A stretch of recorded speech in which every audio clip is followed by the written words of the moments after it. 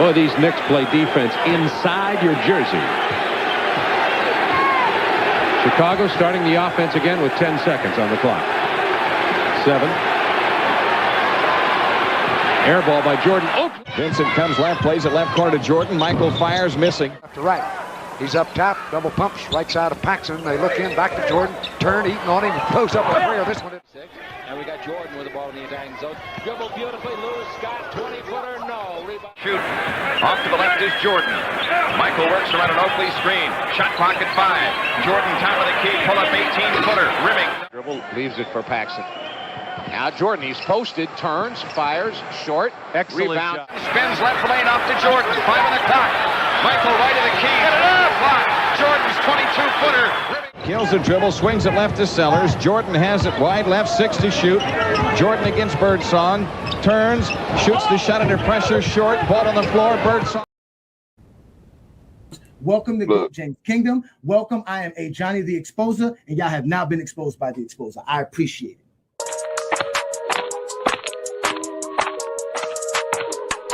Enjoy. I am called Ajani the Exposer. You guys are being exposed today. Your opinion, I guess. Move on from it. It was the 90s. That's it, bro. Move on from that. You don't know history. You don't know basketball. You just told me I'm stupid. But look how stupid you look because you don't know all this basketball.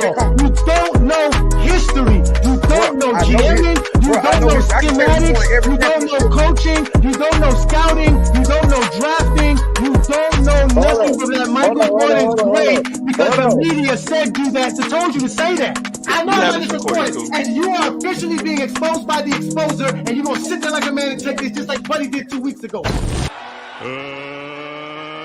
get ready to rumble. Hey, get your numbers out.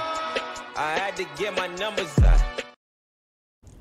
Peace and blessings, y'all. Welcome to the Friday Night Exposure with the Exposer. I'm your host, Ajani the Exposer, coming live and direct straight off of the GOAT James Kingdom platform. And as you can see as well, there has been an FYF and GJK collaboration. We are also going live straight off of the FYF Sports Debate channel. So shout out to Lamont for allowing me to be able to show this platform to his audience as well. So y'all go ahead and hit that like button, hit that subscribe button. Also check out the membership for both GJK and FYF, because ladies and gentlemen, GJK is here. As tonight's program, we're going to be discussing whether or not Michael Jordan is a great shooter or not. That is the discussion for tonight's show, ladies and gentlemen. So y'all go ahead and hit that like button, hit that subscribe button. Like I said, let everybody know about GOAT James Kingdom, because again, it is the Friday Night Exposure with the Exposer. I come every Friday night to let these zesty Jeffries know about basketball. That's what I do best. I'm their worst nightmare. You guys know about the GOAT James Kingdom platform. We go live every Sunday noon Eastern time to talk about the GOAT conversation as well. We don't shy from nothing. That is the GOAT James Kingdom show. That is B. Lee and Ajani. You guys know what we do best. But again, this is the Friday Night Exposure with the Exposer. And yes, we are live right and direct from the actual FYF Sports Debate platform. Shout out to everybody there. You guys are all wonderful. I see everybody in the comments. So as I stated before, we are going to be talking about Michael Jordan and his season, because shout out to Lamont. Lamont's been able to do a great job of showing us the games. Let's go ahead and take a look at some more of these Michael Jordan bricks. Here comes Jordan 1-on-2. He stops and pops and missed it. Three at the three-point line. Now the ball over to Jordan. Jordan's 18-foot jumper in the way. They're going to have to steal some on the road. Yes. A lot more than 11. Oh, no, you got to get 18. You got to get 17, 18. Or... The ball and brings the ball over to the right side to Jordan. Boy, I love him. Drives on Coop. Shoots over him. Horace Grant out front. Jordan 8 to shoot. Michael Jordan right of the lane shoots the fadeaway jumper in. A shot at him. There were some good centers there. 6-6 to score. 3 minutes gone. 9 to go. Jordan's got it. His fourth shot of the game. No good from 20. Top of the circle against Parrish. Left side Jordan. Outside jumper short. Rebound. Sam top of the key. Picks it up. Plays it into Jordan. Low right turnaround jumper. Rimming. No. Rebound. Oakley's. Alan Level also in the ball game, and he's had a good game as a playmaker today. Double team on Jordan. He'll be guarded by Hanson. Pippen at 6'7", goes down low to Michael Jordan. What a quick move. Turn to the right. The jumper no good. Sellers out in front, the 7-footer from Ohio State. One time the MVP of the NIT tournament. Here's Jordan, a 20-footer over Scott. Peace and blessings, y'all. What they do?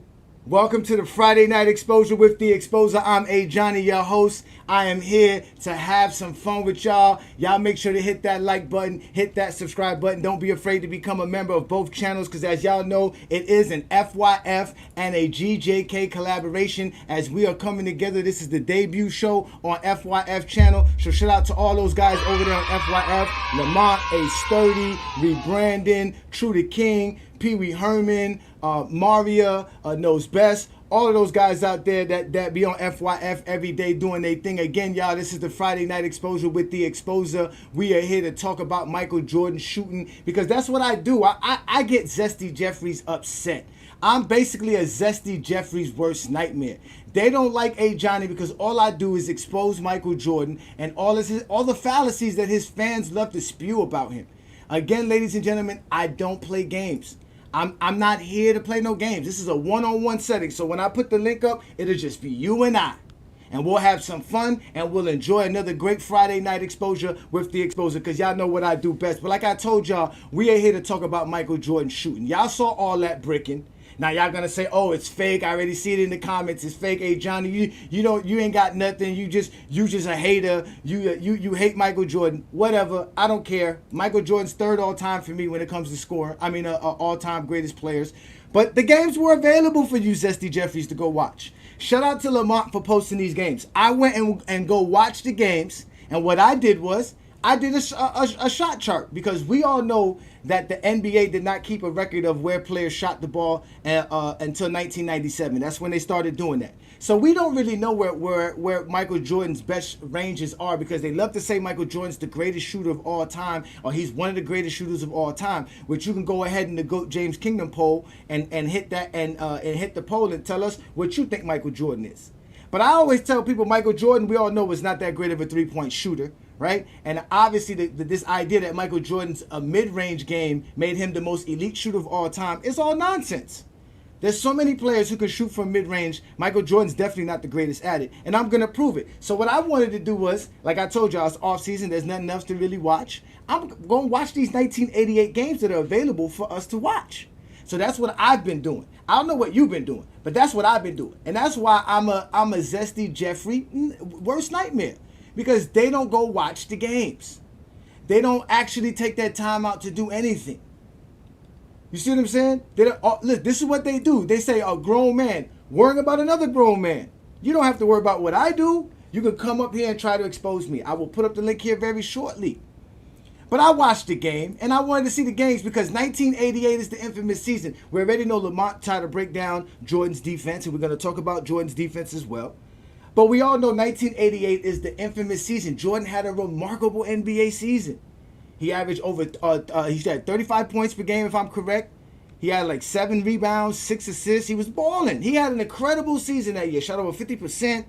Won MVP, Defensive Player of the Year. We all know he had the fake stats. All this, that's all already been proven. But how did Michael Jordan shoot the basketball? And that's what I wanted to talk about today because, again, a lot of people say Michael Jordan's great at basketball. I just showed you a bunch of bricks that Michael Jordan laid out there, right? But it's fine, ladies and gentlemen, because like I told you, I do my research. I do my best. So if you got a chance, you would be able to see this game right here. This game right here is available on FYF's. Oh, no, I'm sorry. This one actually is not available on FYF Sports Debates. Let me retract that. This is a Philadelphia and Chicago game that I found on YouTube. This is a complete game, and this is Michael Jordan's chart. What I basically did was I counted where Michael Jordan shot the ball at. If he took a jump shot inside the paint, I didn't count it. If he did any layups or any dunks, I didn't count it. Any underhand shots, I didn't count it. I wanted all jump shots. I wanted to see where Michael Jordan took actual jump shots outside of the paint. Because this whole notion that Michael Jordan, which is out here hitting jumper after jumper, needs to be actually put to face. We need to see that. Shout out to you there. Appreciate you, Maybachs. We need to have some fun. I'm going to keep exposing them because I'm their worst nightmare. And if you go back and watch this game, you can see Michael Jordan was 15 of 25, but he was 3 for 9 on jump shots. And you can see where he took those jump shots from. And I even put it down to where it was less than 15 feet. Because from my understanding, a mid-range shot is anywhere between 10 to 15 feet. Anywhere past that is considered long range. So after 15 feet, I counted that, and I also counted what he shot outside of 2 feet. Now, as you can see, Michael Jordan barely took any three-point shots. So in this first game, the Bulls actually won this game. Michael Jordan had a good game. This was the first game of the season. And this is the funny thing about this game right here, is that Lamont was talking about Michael Jordan's defense, right? And for the first game of the season, this is what the Chicago broadcasters were trying to promote Jordan's defense as. Y'all pay attention and listen to the broadcasters that talk about Michael Jordan's defense, and then listen later on as when they go to another game, how another broadcaster talks about Michael Jordan's defense. The thing which is so underrated about this young man, they appreciate his passing, but no one ever talks about his block shots, his steals, and his overall defense. Now he has done some damage by stealing the ball from the Sixers tonight. This is Cheeks. Doug Collins would ever say, which he wouldn't say to Michael Jordan, forget about the points, concentrate on defense. Ike Jordan is one of the better defensive players in the league, but nobody talks about it. He plays good defense in the passing lanes, but as far as individual, he's not that sharp, I don't think. There are a lot of guys like that. But Larry Bird's another one who knocked down a pass in the lane. Rick Barry was great at that. Here's Jordan, drive right side. So you heard the Chicago commentators try to boost Jordan's defense up because of his steals and blocks, which we all know was inflated, right? So they were trying to boost him up before the season even started to show, hey, y'all pay attention to Michael Jordan's defense. But everybody knew already all he does is steal the ball because he plays the passing lane, and that's not really great defense. But either way, we are talking about Michael Jordan's jump shot here, all right? And Michael Jordan's jump shot right here is the most important part. As you can see, he was 3 for 9 from jumpers in this particular game. And in the second game that you just saw, which was the Utah game, which was later on in the year in December, you can see Michael Jordan actually had another great game, right? And he shot 8 of 15 as far as jump shots go. He wasn't really too good as far as within 15 feet, but he was on fire shooting outside from the range. He was actually on fire this game. They didn't have nobody to really stop him. Jordan was actually playing a great game this game. As you can see, the Chicago Bulls won this game as well. Michael Jordan was on fire. But we can see here that Michael Jordan is definitely scoring more than just jumpers. And he's not just hitting all type of jumpers, because I showed y'all that. And then again, this game right here, though, is available on FYF Sports Debate. You can watch this entirety game right here. This is available for you. That's right, Michael Jordan is a cheater. He's a cheater. They were cooking the books for Jordan. That is facts. That is facts. So this game right here, we see Michael Jordan goes 8 of 15 from the field, right? Then we have a game versus the Los Angeles Lakers, which is also available. This was a February game in 1988, and we can see Michael Jordan goes 6 of 15 from jump shots, but he goes 14 of 26 from the field in general, showing you how good Michael Jordan was. Most of his shots in this game was about 15 to 20 feet range. He only took one 20-footer actually. He missed that one. He didn't even take no 3-pointers as well. Jordan didn't take no 3-pointers. I watched 7 basketball games from 1988 incomplete. Jordan took a total of 4 3-pointers in all 7 games. And one of them was a end of the half shot to try to score a shot from like 35 feet. So Jordan was taking a lot of shots, like y'all say, from the mid-range. But as you can see, this is what he was shooting. This was against Michael Cooper and Byron Scott and the Los Angeles Lakers in 1988. And Jordan started off the game very slow, and then he kind of picked it up in the fourth quarter, but the Bulls could not come back, and they ended up losing that game. So we about to do big things. Shout out to you, Ghosts. I see y'all boys here. Thank y'all again. This is the Friday Night Exposure with the Exposer. Y'all know what I do best. I'm here to tell y'all what I do. They say my eye test should matter because they tell us to go watch the games. But then if we go tell them to go watch this game, which is the game that anybody could go see, this is also available on YouTube. It's on VHS Sports. That's the name of the channel. This is the infamous game where you're not going to find the 5 steals for Michael Jordan. There's going to be proof right there that Michael Jordan didn't have 5 steals. But this was a game here against Boston where the Chicago Bulls actually won this game. And these are the spots where Jordan shot at on this particular game. Again, Michael Jordan was 19 of 32. He shot very well. He scored 50 points this game. Again, I picked whatever games were available. So far, there's only 8 basketball games of Michael Jordan available right now from 1988. And that's what I decided to watch. 6 of them are on FYF Sports Debates right now that you can watch. I think it's about 7 of them. So this was the Boston game right here. And again, Michael Jordan was 6 of 13 from the field. And he took some shots all over the field. You can see Michael Jordan shoots the ball from all over the place. Right? Then we get to the next game. This was just a few days later, and they got blown out by Boston. Now, this was a game that Michael Jordan didn't play too well in. They kind of harked in on him defensively because he scored 50 on them just 2 nights before. And they actually put Dennis Johnson on him. And Dennis Johnson did a good job. And obviously, Jordan didn't do too well in this game as he went 10 of 18. This is one of his lowest scoring games out of all the games that I watched. Then there's another New Jersey game, which is also available on FYF. This is another game that you can see on FYF. And as you can see, this was a normal game by Jordan. I think he scored something like 30 points in this game. And he, obviously, the Chicago Bulls won this game. But this is where Michael Jordan was shooting the ball from. As you can see, we have yet to see Michael Jordan take a 3-pointer. And then we get to this game here with the New York Knicks. And then now Michael Jordan, you can see against the Knicks, this is about the end of the season. But in totality, when I took the whole totality of what Michael Jordan did, this is what Michael Jordan did in all those games that I watched. I watched 7 basketball games of Michael Jordan in 1988 from the beginning of the season to the end of the season. I watched a game in November, December, a game in February, a game in March, and a couple of games in April. So I was able to watch all of Michael Jordan. And as you can see, if you can see why they were pushing Michael Jordan to the left side. Because if you can see on this chart here, Michael Jordan was not too good at making shots going left.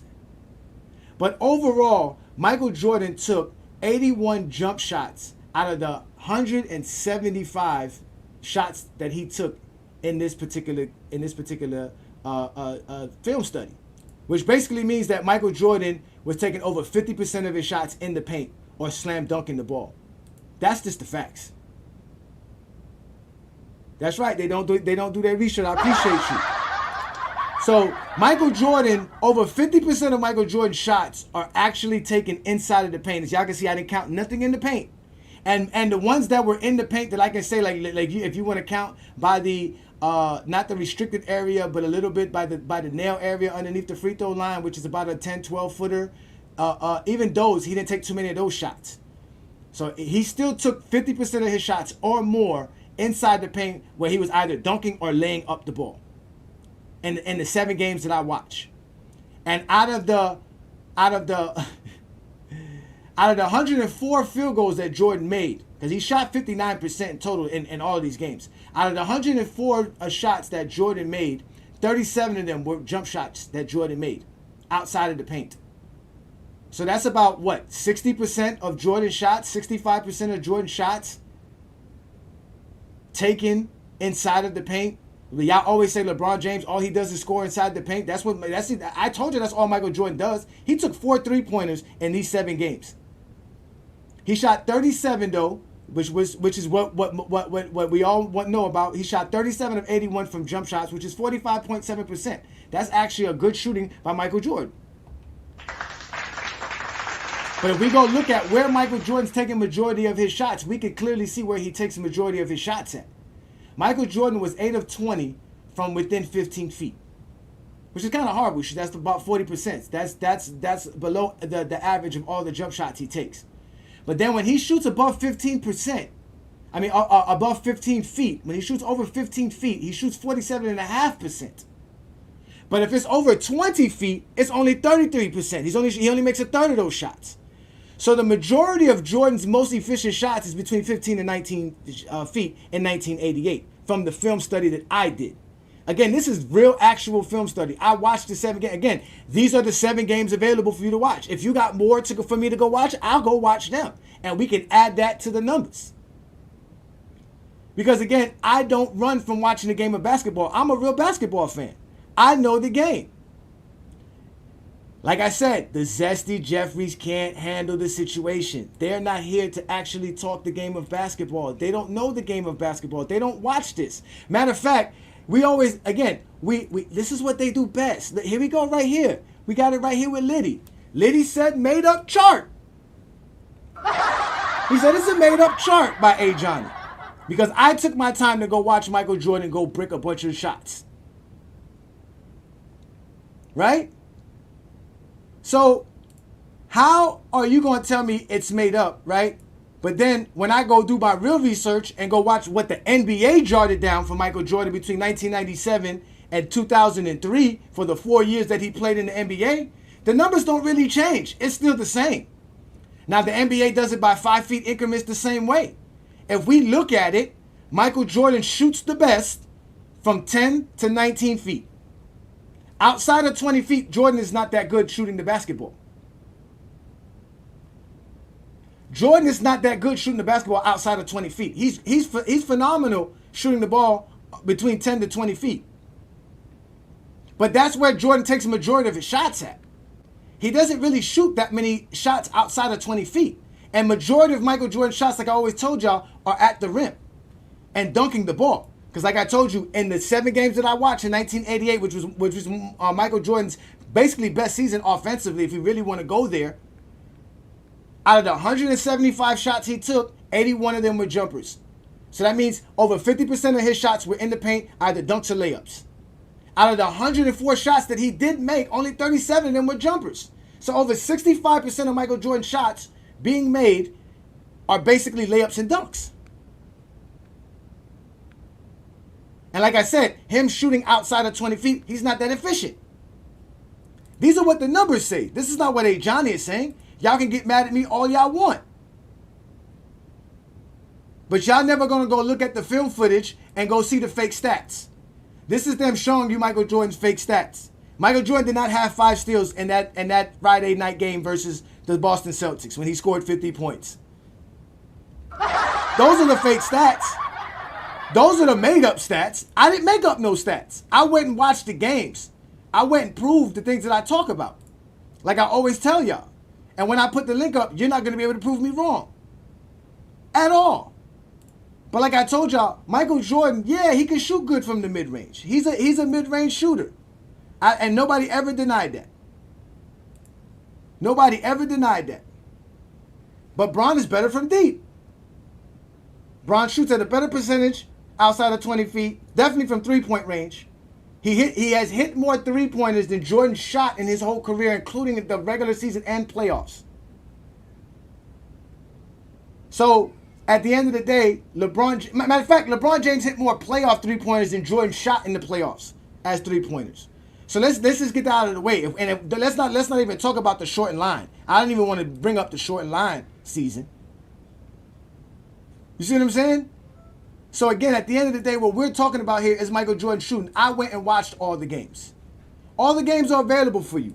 They're right here on FYF Sports Debates. You can go watch these games. They're all complete basketball games. My suggestion to you is put it on 1.5 speed, maybe even 2 times speed, so that you can at least be enjoyed by watching them play basketball.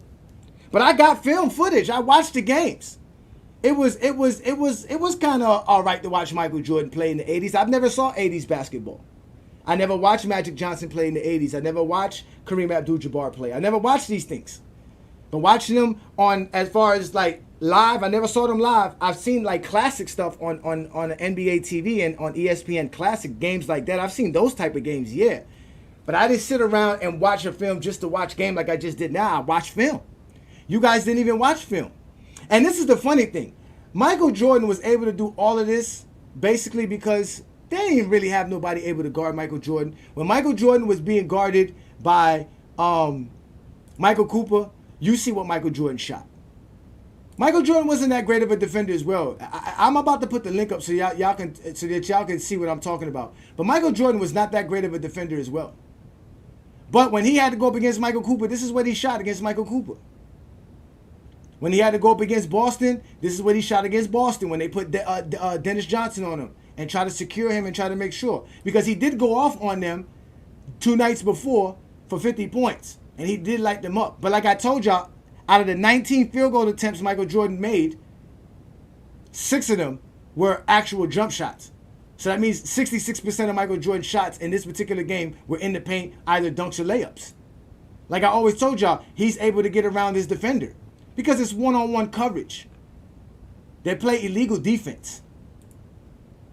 And because of illegal defense, Jordan was able to take advantage of a lot of space that y'all claim that LeBron James has, or that players today have. But at the end of the day, Jordan has a lot of space. And I'm going to show it to you right here. Run the clip. Jordan hustles it up court, takes it right of the lane, goes baseline, picked up by Buck Williams. And that means it's Grant in deep against Hobson, and they're illegal trying to cover out of it. Baseline left. He comes into Jordan in the left corner against Dennis Johnson. Artis is illegal. Finally, Jim Capers makes the call. Left to right up top. Paxson, right side angle to Michael Jordan. Jordan got about a grip. Jordan squares, one-on-one, fake left, go right to the base. Leap and lean, try to reverse, blocked it. So as you can see back then, clearing out the floor was very, very easy. And giving Jordan space to attack was very easy. Now the thing about it was, I'm not going to lie, Michael Jordan wasn't the ball hog that most people say he was. I ain't going to lie, there was some times I was thinking to myself, y'all need to get the ball to Michael Jordan. Why are y'all not getting the ball to Michael Jordan? And that's really funny, though. That was really funny. Michael Jordan didn't just shoot the ball all the time, but the Bulls didn't really have an offense. The Bulls' offense was really bad. They really needed a point guard, and you can tell Jerry Krause was smart because he went and got Sam Vincent by the end of the season to help their offense out, because you can tell they were struggling offensively. So let me bring up somebody here. What's good? I see what's good, Asad. Appreciate you. Thank you for joining me here. What's good, brother? I'm over here doing my research. You know what I'm saying? No doubt. So this is the Friday Night Exposure with the Exposer. I got film on Jordan shooting. What do you think of Michael Jordan shooting? Is Michael Jordan an elite shooter? No, I think he's an elite mid-range shooter. I think he's elite in the mid-range area, like with post. I think he's a good post-up guy, and I think he didn't have to shoot threes because nobody could really stop him into the paint. Well, a lot of people didn't shoot threes back then, especially in the '80s. It wasn't just him. It was rare that they were shooting threes. Yeah, it wasn't just him though. I'm not even gonna lie about it. I mean, you got some shooters like Alice English, who's in like that the offense, that lever, who ran the offense. They had like scores like Reggie Theus, who shot the three every now and then. It just wasn't on high volumes. Like even Brian Scott shot like 5-6 threes per game, which is a lot around that area, around that era on the Lakers. But the offense and everything is evolutionized now. So I feel like each era, the 3-point shooting got increased or higher. Yeah, I mean, no, I'm not gonna lie to you. Yeah, no, it's completely different because the 20-foot shot back then was like taking the 3-pointer now. Like they literally saw the 20-foot jumper like taking a 3-pointer, like you would think today. Like it was like one of those shots. Like go ahead and shoot it. Like that's what created space. And the Bulls had some shooters because Corzine, I'm not gonna lie, Corzine could ball. The little salt and pepper hair Corzine could ball. Brad Sellers had a jumper. Paxson had a jumper. Even Horace Grant and Scottie Pippen, when they were coming off the bench, was able to hit a couple of shots. Oakley was even able to hit some shots. In fact, Oakley was one of the best rebounders in the league that year. Legitimately, he was one of the best rebounders in that year. He didn't win the rebounding title, but he was dominant. At one point, he was averaging like 16 rebounds per game and like 15 points. So like the Bulls kind of had a team, but it was like I said, that outside shooting was rare. And like I said, Jordan did have it. He did take those shots. We needed to. And he also had Craig Hodges off the bench on those championship teams. No, not that year. Not that year though. Not that year. I mean, again, I'm talking about 1988. So I didn't. 88. Those are all the films. Now, mind you, are you a subscriber to the channel, or are you subscribed? No, I'm about to, man. It's my first time on this channel. I'm gonna show love, of course, man. I'm a basketball player myself. I just love talking basketball. I appreciate that. Yeah, because on FYF, he has the games. I keep telling people this. Go watch the games. They're available. He be doing this research, and I've been watching him for a couple years now. So he's legit, man, for sure. Okay, all right. So let me ask you a question. By looking at this chart right here, right? Yeah. What is your first look at it? Because this is just me charting down where he took jump shots from. Right, I got all this stuff recorded. Like I tell people, I got nothing better to do. It's summertime. Even the Olympic Games are not that interesting to me. Start today. Let me watch 1988 Michael Jordan. Right, supposedly he's the GOAT. Right, for all these zesty Jeffries, they say he's the GOAT, and I'm not supposed to go watch him play basketball. This is what they say. This is the greatest season ever. Why should I watch it? But when you watch this chart, if this was a chart that you saw what would you say as far as being a defender, or if you was a coach for the offensive side? Like, what would you say? For the left side, I mean, he got to the spots, but we made it hard from him because on the right, obviously on the right side, he's capable of hitting those shots at 46%. That's pretty efficient. So as me, as a coach, I tip my hat off to him because that's what Michael Jordan does in the mid-range. You know, that's his go-to. And for the left side, I'm happy. You know, I'm cheering because even though he got to the spot, he missed. But we made it difficult. We made it tired for him on defense because they say he's a great defender, which he is. He's a good defender, but I wouldn't say he's the greatest defender at his position. I think he was the third best defender on those championship teams. I felt like the first half it was Scottie Pippen, and then obviously when Dennis Rodman came in '96, Dennis Rodman and Pippen was the top two defenders, and Jordan was the quote unquote the third. So, but yeah, that's what I think about the chart. Listen, Solomon, you guys said that Oakley sucked. You guys said that. I seen Oakley in the '90s. I'm talking about 1988 Oakley. Well, I'm talking about go watch the games. Zesty Jeffries. You got no time for you. You don't even go watch the games. So, but anyways, I appreciate that. Assad, how you say your name, brother? Assad? Assad, yes. Yep. I appreciate you, Assad, man. Listen, man, this is the GOAT James Kingdom platform. We are collabing with FYF Sports Debate. So again, we go live. Yeah, we're going live every Friday right here on the GOAT James Kingdom platform and also on FYF Sports Debate. We're also on other platforms like Discord, TikTok, Instagram, Facebook, all of that. Y'all go ahead and subscribe to our channel, hit that like button, and check out our membership. Let me bring up the next person, man. I appreciate you, man. Thank you, brother. Thanks for having me, Peace. bro. Man, I appreciate you. Peace. What's good, Ruddy Sports? Thank you for joining me here. Ruddy Hood Sports. This is GOAT James Kingdom going live right here on Friday Night Exposure with the Exposer. What's good, brother? So I'm here talking Michael Jordan jump shot and how good he shoots. And what do you think of Michael Jordan shooting? Do you think Michael Jordan's a great shooter, or what do you think of his shooting? What's good, bro? You can hear me? Yeah, I can hear you. What's good, brother? You heard me? Yeah. I mean, for me, it's like, just what I said in the super chat, like a lot of people don't do their research, bro. When you start to do your research, it gets real dark for MJ. Not just MJ, but a lot of players from the 80s, bro. I don't want to like be disrespectful, but they weren't compared to what we see now and the level of play and competition that we see now. They really weren't that good. You know what I mean? A lot of these dudes grew up on 2K, and in 2K they got Jordan at a 99. It makes it seem like he was a prime Steph Curry, but that was not the case. No, even in 2K, you can't even get a Jordan that can hit a 3-pointer in 2K until you get to the 90s. You're not gonna get that 80s Jordan in 2K ain't hit no 3-pointers.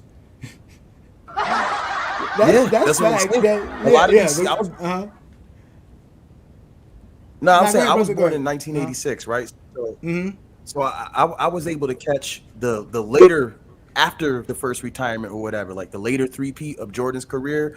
Because, in my household, that's all everybody watched. That's all my father watched. We watched Jordan. Like, one of the most memorable finals was the 1998 finals against the Mailman, John Stockton, all of that. And when I got older and started to do research, see, I had Jordan as the GOAT up until about 2016.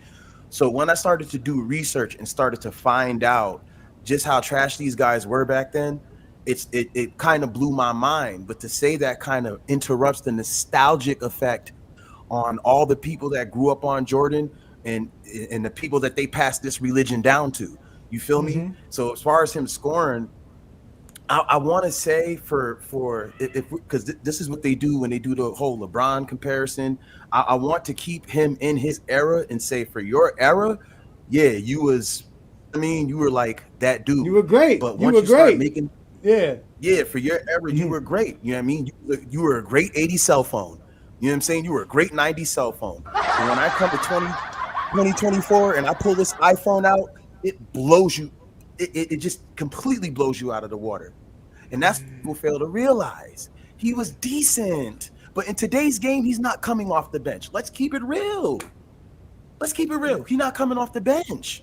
1988 Jordan was, I'm not going to lie, he wasn't really that bad of a basketball player. I'm not going to lie. I was watching him play, and I was like, okay, I see what people were saying about him. I'm not going to lie. I can see what people were saying about him. But this thing like Wally, shout out to Wally, man. Wally, you more than welcome to join the panel. Don't be afraid. I'll put the link up for y'all. Y'all know what we do best, man. We here to have a conversation.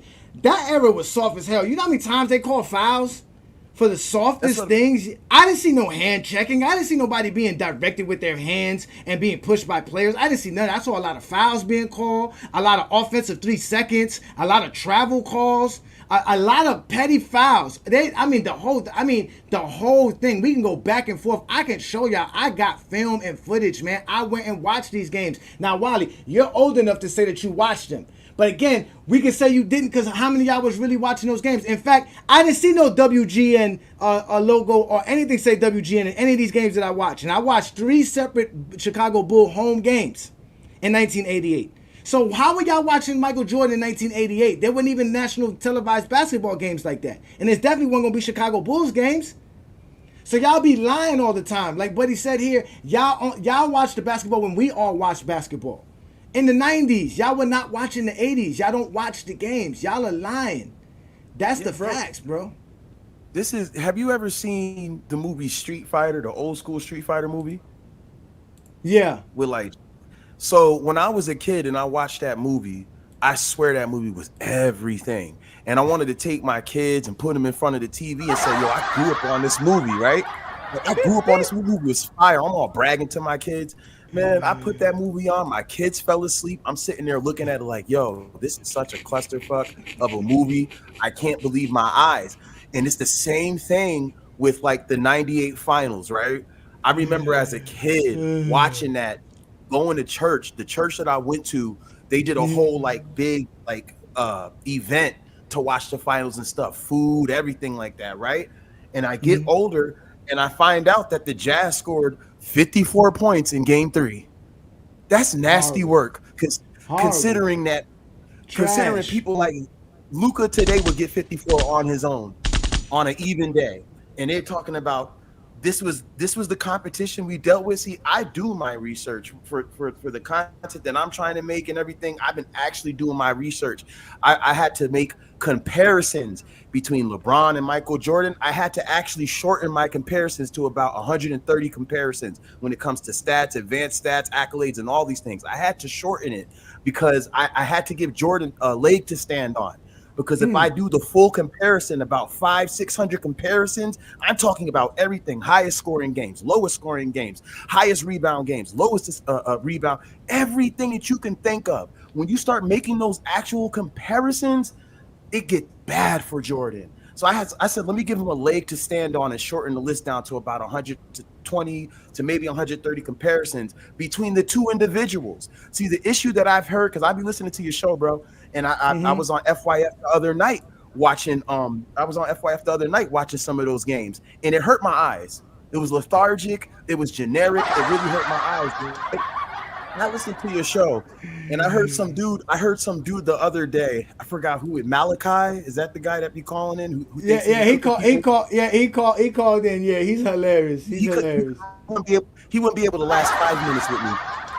He wouldn't last 5 minutes, because this is what people got to understand. There's a difference between team accomplishments and individual accomplishments. Once you remove the team accomplishments, see, this is how we know Michael Jordan didn't deserve Defensive Player of the Year, because since I can remember, right, and I'm 37, so since I can remember, Defensive Player of the Year always goes to a good team. I feel like AD got robbed for Defensive Player of the Year a couple of times because the Lakers didn't do that well.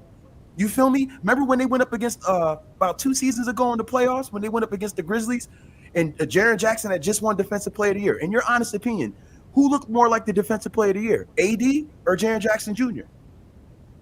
I mean, the media is kind of weird. I'm surprised they never voted LeBron James teammate for Defensive Player of the Year.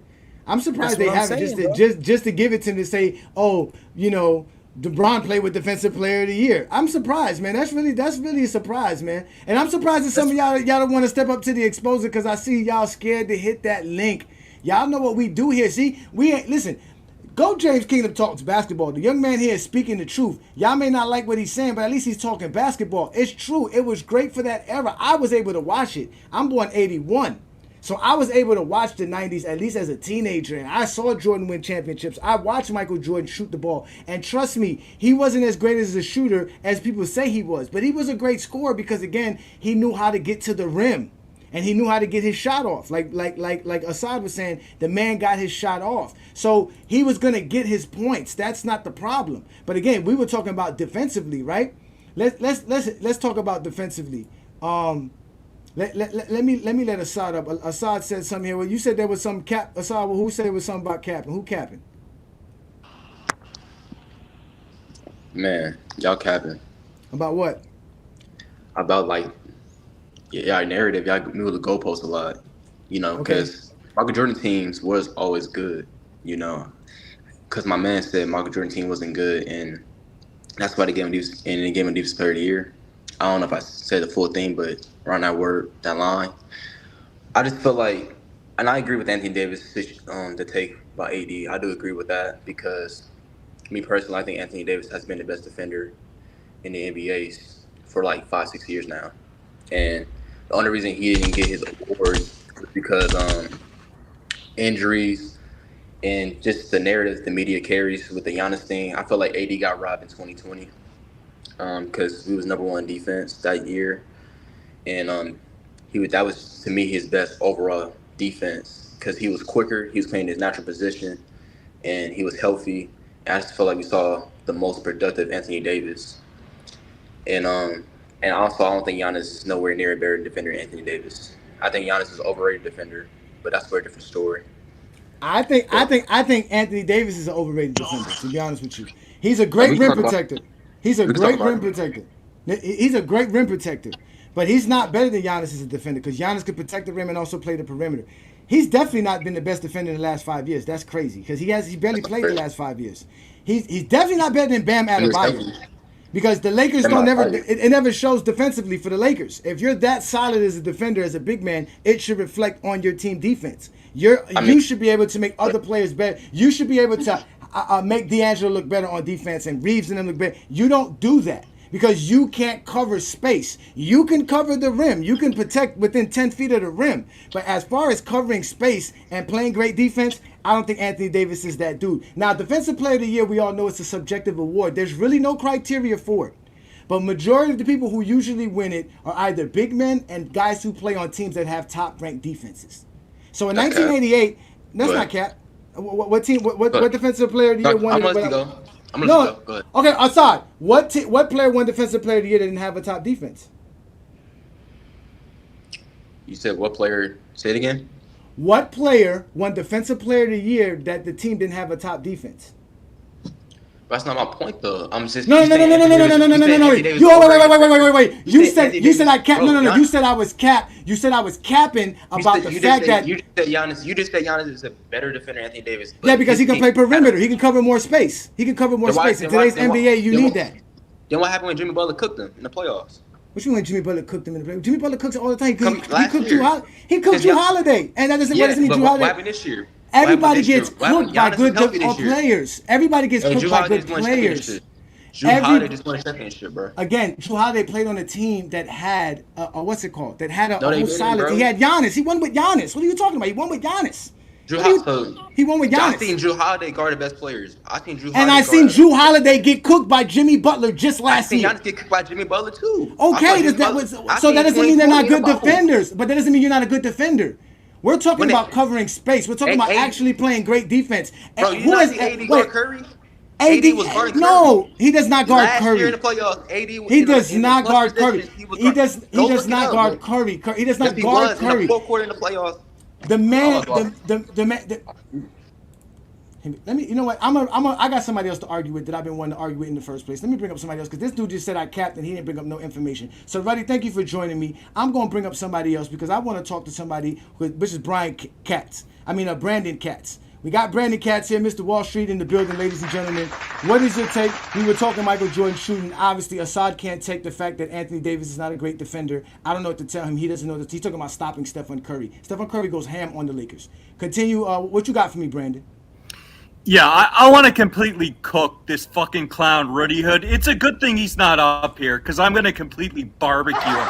Because when you look at Jordan in the 1980s, and Jordan averaged 37 a game in the 80s because the 1980s was one of the fastest tempos of the NBA. So 5-out spacing did not exist in the 80s or the 90s. The spacing that Jordan had was never remotely close to the spacing that LeBron or other players had. And the Eastern Conference in the 90s was an extremely slow tempo conference. So Jordan had no spacing. Jordan was playing an extremely slow tempo era. And when Jordan played in a faster tempo era in the 80s, he averaged 37 a fucking game. If you gave Jordan 5-out spacing in an up-tempo era like LeBron does, he'd be 40 a game, elite efficiency. He wouldn't be choking in the fucking finals like LeBron did in 08, 2011, and 2013. The spacing that Jordan had in the 90s is not close to the spacing that players do now. And so to the point of shooting, when Jordan got older, he was fine as a fadeaway and a mid-range shooter, but Jordan never needed to be an elite shooter because he was dominant with his ability to get to the hoop. He was a good mid-range shooter even out of college. He played 3 years in college. He didn't come out when he was 18. He developed his step back, his mid-range shot, and Jordan never had any problem scoring,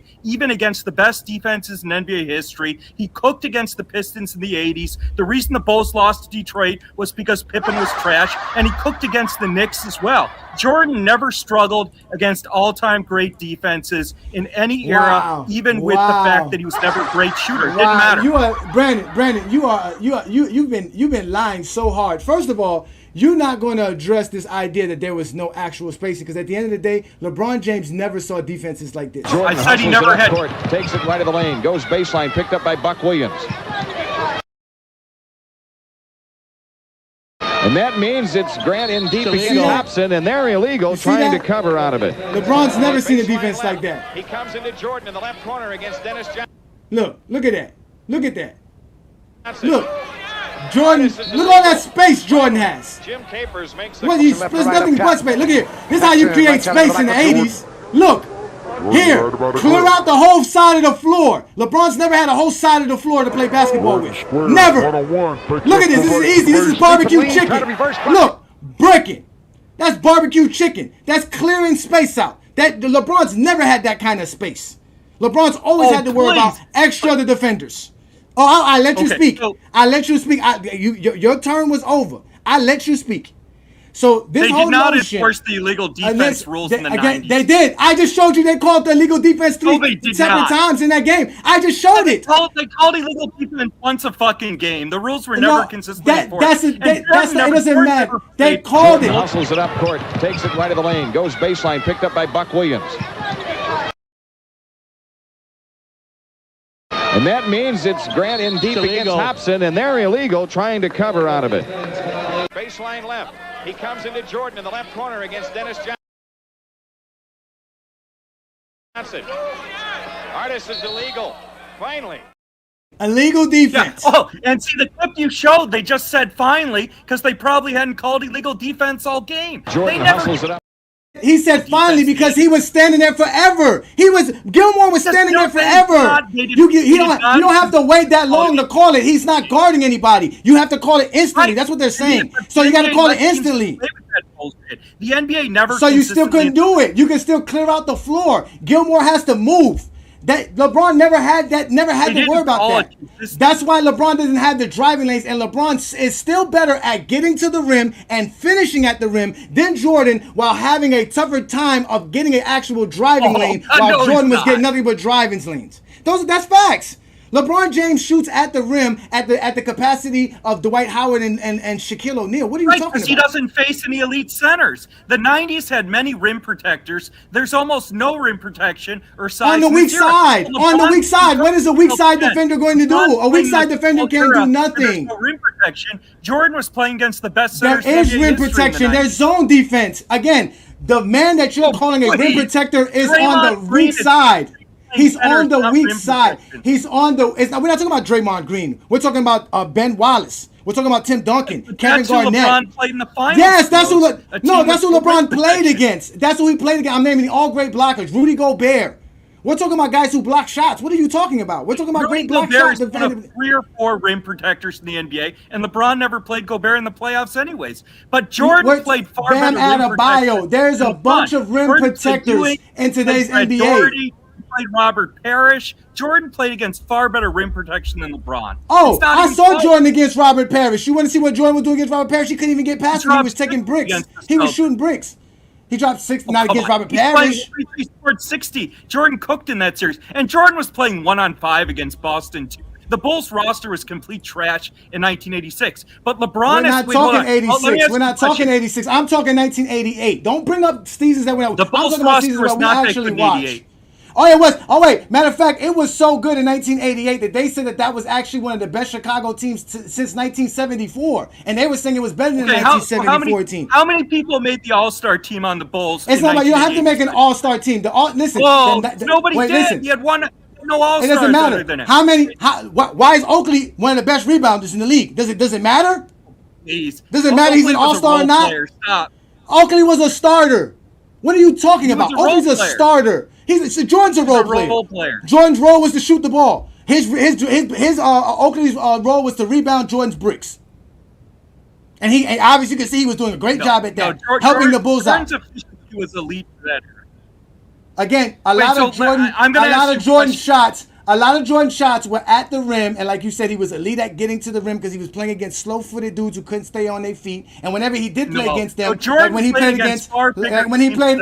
played right here against Michael Cooper, as you can see, he wasn't making that many jump shots. He was missing them. He was getting to the lane because, again, Michael Jordan and the Chicago Bulls were a very young athletic team, and they were running a lot. They ran a lot. They went and got guys like Sam Vincent to help them run. Brad Sellers was a very linky guy that they had playing the floor sometimes. They would run all the time. No, because Michael Jordan don't know how to make nobody better. That's the facts. But he made Horace Grant. You said Jordan didn't know how to make anyone better, but he made Grant. You said you had a question for me.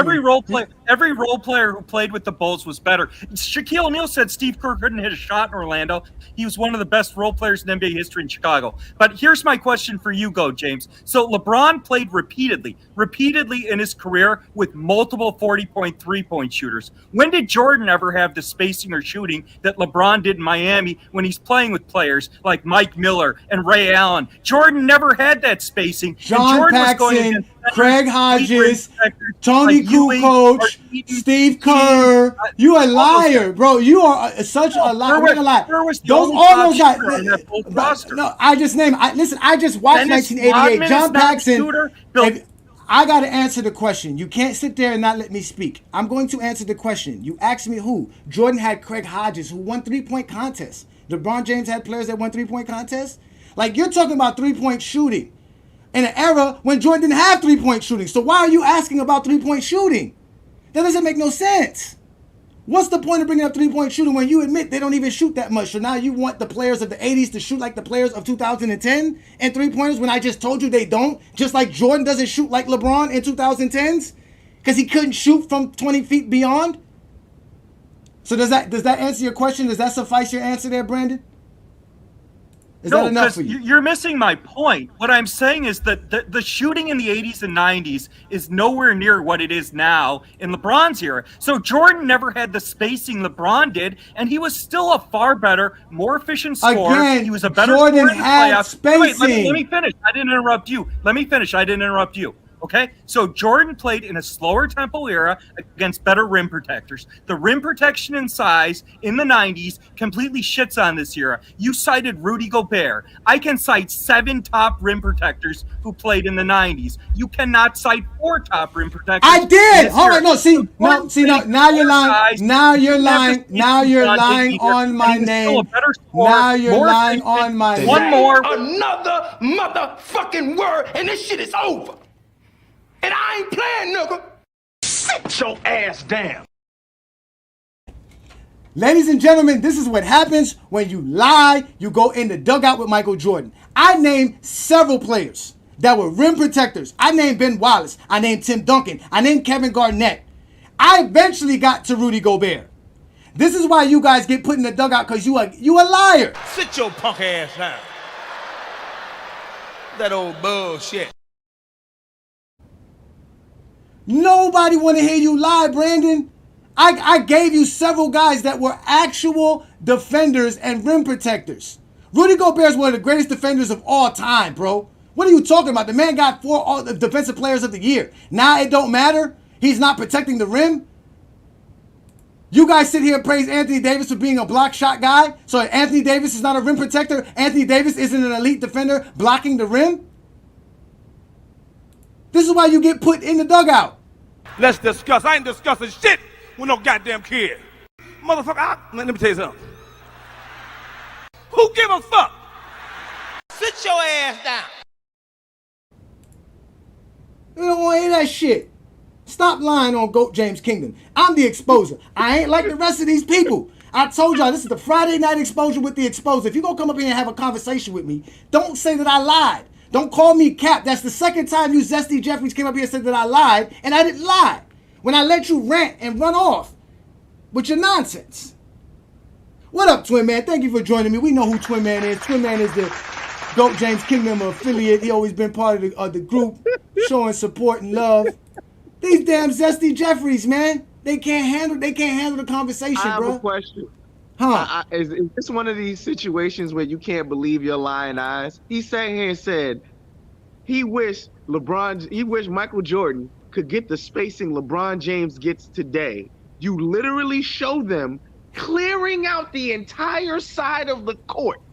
The entire right side of the court is cleared out. Has LeBron James ever had an entire side of the court with no help defender coming over to help? Never. In 21 years of basketball, we have never seen LeBron James never have a help defender. Is he insane? If LeBron James had the entire side of the court to operate by himself, LeBron James would have averaged 40 points for his career. Are you serious? Look, here go the lies. He said one against. It wasn't 1-on-5. You had to guard Corzine. You had to guard Brad Sellers. You had to guard Oakley in the perimeter. Michael Jordan got assists to who? Who did Michael Jordan get these 6-7 assists per game during the 80s? Bro, there's no point in arguing with these fools, bro. Because at the end of the day, they gonna come up here and contradict themselves.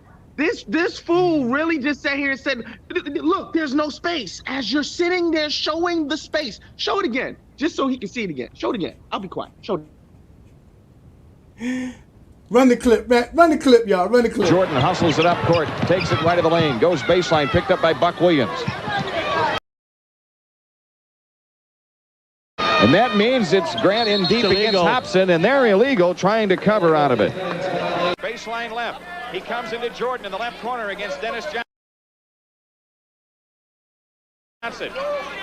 Artis is illegal. Finally, Jim Capers makes the call. Left to right up top.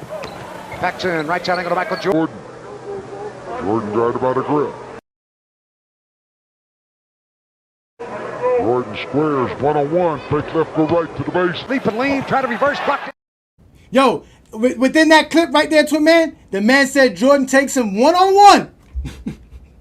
So my thing is this. LeBron James has never seen spacing like that. Can you imagine LeBron James with spacing like that, bro? For his entire career? He averaging 60. Bro, I 60. don't understand the logic of, like, Brandon will come up here, you'll show him the video, you'll break it down completely for him, and he'll still sit here and say, you're full of shit. You're wrong. So are our eyes lying to us? Are we not seeing, does he not know we know basketball? Jordan played in the illegal defense era in which he got to operate one-on-one, period. Nobody else was able to really do it like that, and guess what? He took advantage of it, as he was supposed to. Jordan was supposed to take advantage of the illegal defense rules so he can cook these clowns one-on-one. I wish LeBron James would have had a this is the illegal defense the way he could have got it like that. Listen, this is the problem right here. Listen, this is the problem right here, Twin Man. He's saying, listen, LeBron James had multiple 40-point, 3-point shooters. Yes, he did. That's how you create spacing in today's NBA. To make sure that the defenders stay with a man, you make sure that you have shooters on the basketball floor. But guess what? In that era, you didn't need shooters to clear space. You just had to send players to one side of the basketball court. That's it. I don't need that. I have to. No, the whole point is that the man could shoot 0% from the fucking field. I still have to go guard him in the corner three-pointer because he's at the corner three. That's it. It doesn't matter how good of a shooter he is. In 1988, if I took Robert Parrish and put him at the corner three-pointer, whatever center was guarding him had to be all the way on that weak side and could not actually be nowhere near Jordan on the strong side. In fact, that's why the Bulls played bad defense. Not the Bulls played bad defense, but Jordan was a bad defender because they used to use Jordan as that roamer. Jordan was that double team guy because Jordan was fast enough to come from the weak side to help on double teams. So they would send Jordan on the double team. That's why Jordan got a lot of blocks and steals because he didn't never guard his man. That's why just like Lamont said, the people that Jordan was supposed to be guarding cooked him because Jordan wasn't even guarding them. Jordan was roaming free, trying to play zone defense and trying to get steals and blocks. And double teaming and helping out from the weak side. LeBron never had to worry about weak side help. He had to worry about strong side help. There was always somebody on the low block on the strong side or somebody at the elbow on the strong side. That's cutting off the driving lanes. That's Jordan never faced no defenses like that. That's just the facts. So this lie that Jordan didn't have multiple 40-point three-point shooters on his team is a lie. What was B.J. Armstrong's three-point percentage? Who? B.J. Armstrong. Oh, I even forgot to mention B.J. Armstrong. I forgot about B.J. Armstrong. Bro, no, go watch those games. No, listen, go watch those games. Listen, the best shooters on that team in 1988, I'm not even gonna lie to you, was Corzine. I think his name was Bill Corzine. Charles Oakley was able to hit. They were always saying that those guys were hitting 18-foot jumpers all the time. Those were considered great long jumpers. That was like shooting threes back then. Shooting a 20-foot, 18-foot jumper in 1988 was like shooting a three today. So you had Corzine doing it. You had Brett Sellers doing it. You had Oakley doing it. Then you had Paxson doing it. You had Jordan doing it. So they had scorers. The problem with the Chicago Bulls was they didn't have a good offense. They didn't have a scheme. They didn't have an actual strategy. Everything was predicated on once Michael Jordan get the ball, get the hell out the way. But everything else, everybody else didn't know when they were going to take their shots or how to take their shots. And they were very good defensively because they were all good, young defensive, good studs. Even when they brought a Pippen or Grant off the bench, they had good defenders. They would bring a Sparrow or they would bring in three or they would have Sam Vincent and Paxson come off the bench or whatever. But they still had a solid team. Like I said, they won 50 games. But I'm talking specifically three-point shooting. Why are they acting like Jordan didn't have good three-point shooting on his teams? He did. He just didn't utilize them. And they didn't shoot threes like they love to say in the 80s like that. They just didn't. But to sit here and pretend like Jordan didn't have multiple great three-point shooters in his career, y'all are lying. Y'all are just lying. Well, that's what Jerry Krause set up. Let me let Ruddy in. Ruddy, what you want to respond to Brandon because he did come at you, and I'm not gonna let y'all go back and forth on Friday Night Exposure without an actual preparation for it. Because we can do that if y'all want. If y'all want to go one-on-one with people, just let me know. This is what the Friday Night Exposure is all about. So hit that like button, subscribe to the channel, and get what we do here with FYF Sports Debate, with GOAT James Kingdom collaboration here on the Friday Night Exposure with the Exposer. Go ahead, Ruddy. No, all I got to say with him is that he couldn't cook a bowl of rice. And it's I hear a lot of narrative, okay? That's what it is. It's narrative. Okay. When it comes to me, I deal with facts. I deal with statistics. Okay. I don't deal with narrative and if he didn't have this and he had this top 10 player and they had 2 top 75. I don't get into all of that. I get with the statistics. So I don't, and I wasn't even really trying to make a point about LeBron. This subject ain't even about LeBron. I was saying, when you asked me, was he a great shooter, Jordan? I'm saying for his era, yeah, right. But when you compare him to today, which that's what everyone's doing. That's what really this is really about. People just compare MJ to today's players like he was the greatest. And once you do that, you realize that he was not that good. I know that may not be I'm not saying that he wasn't a good player. He was iconic. He's one of the greatest of all time. But when you compare him to today, he was not that good. This is 1900s is back. Like, yeah, exactly. That's the 1900s. I don't know like how to say you're it. Right. Like, I don't know if you're familiar with power scaling, like a channel called Death Battle. When they put heroes against each other, they do power scaling. And yeah, like His mic going in and out. Yeah, Well, your mic's going. know, man. Your mic. I don't know if Your mic is going in and out. For the truth, mic- it's gonna your mic hurt is going in the and person out. that it's gonna hurt their feelings and what they've idolized and growing up. And yeah, you're going in and out, bro.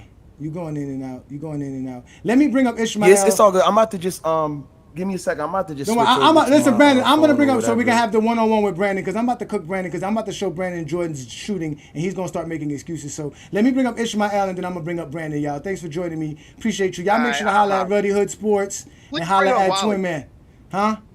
Well, Wally got to hit the link. So, hey, Johnny, what's good, Ishmael? What you got for me, Ishmael? I like the new intro that you got. That's pretty cool. But I just wanted to address that. I think Brandon is a bit disingenuous. He's a makeup artist. Yeah. It's like you just making up stuff. You can't just compare the eras like that.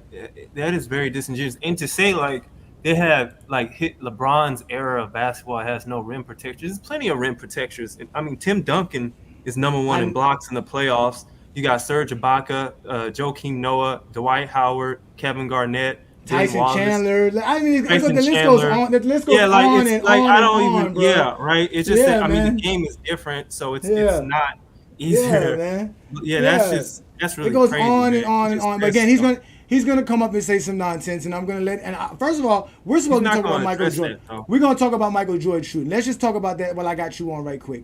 So this is what I found for Michael Jordan shooting. This is the 7-game film that I got. And this is where Michael Jordan took jump shots. Now, as you can see, over 50% of Michael Jordan's shots in general are at the rim. And they talk about LeBron James. So that right there, what you got to see, over 60% of the shots that he actually made are actually at the rim or within or in the paint. So at the end of the day, they sit here and talk about like Jordan, he cleared the floor. A lot of those stuff was a lot of fast break dunks as well and layups because the Bulls did get a lot of steals. They were one of the best teams and defenses that year. They had actually the best defense in 1988. That was another reason why they acknowledged his defense because of that. Like I said, when you have the number one ranked defense, you kind of get acknowledged for that as well. So Jordan got acknowledged for that. But again, this is where he shot at from the field. What do you think of Michael Jordan's shooting chart, Ishmael? I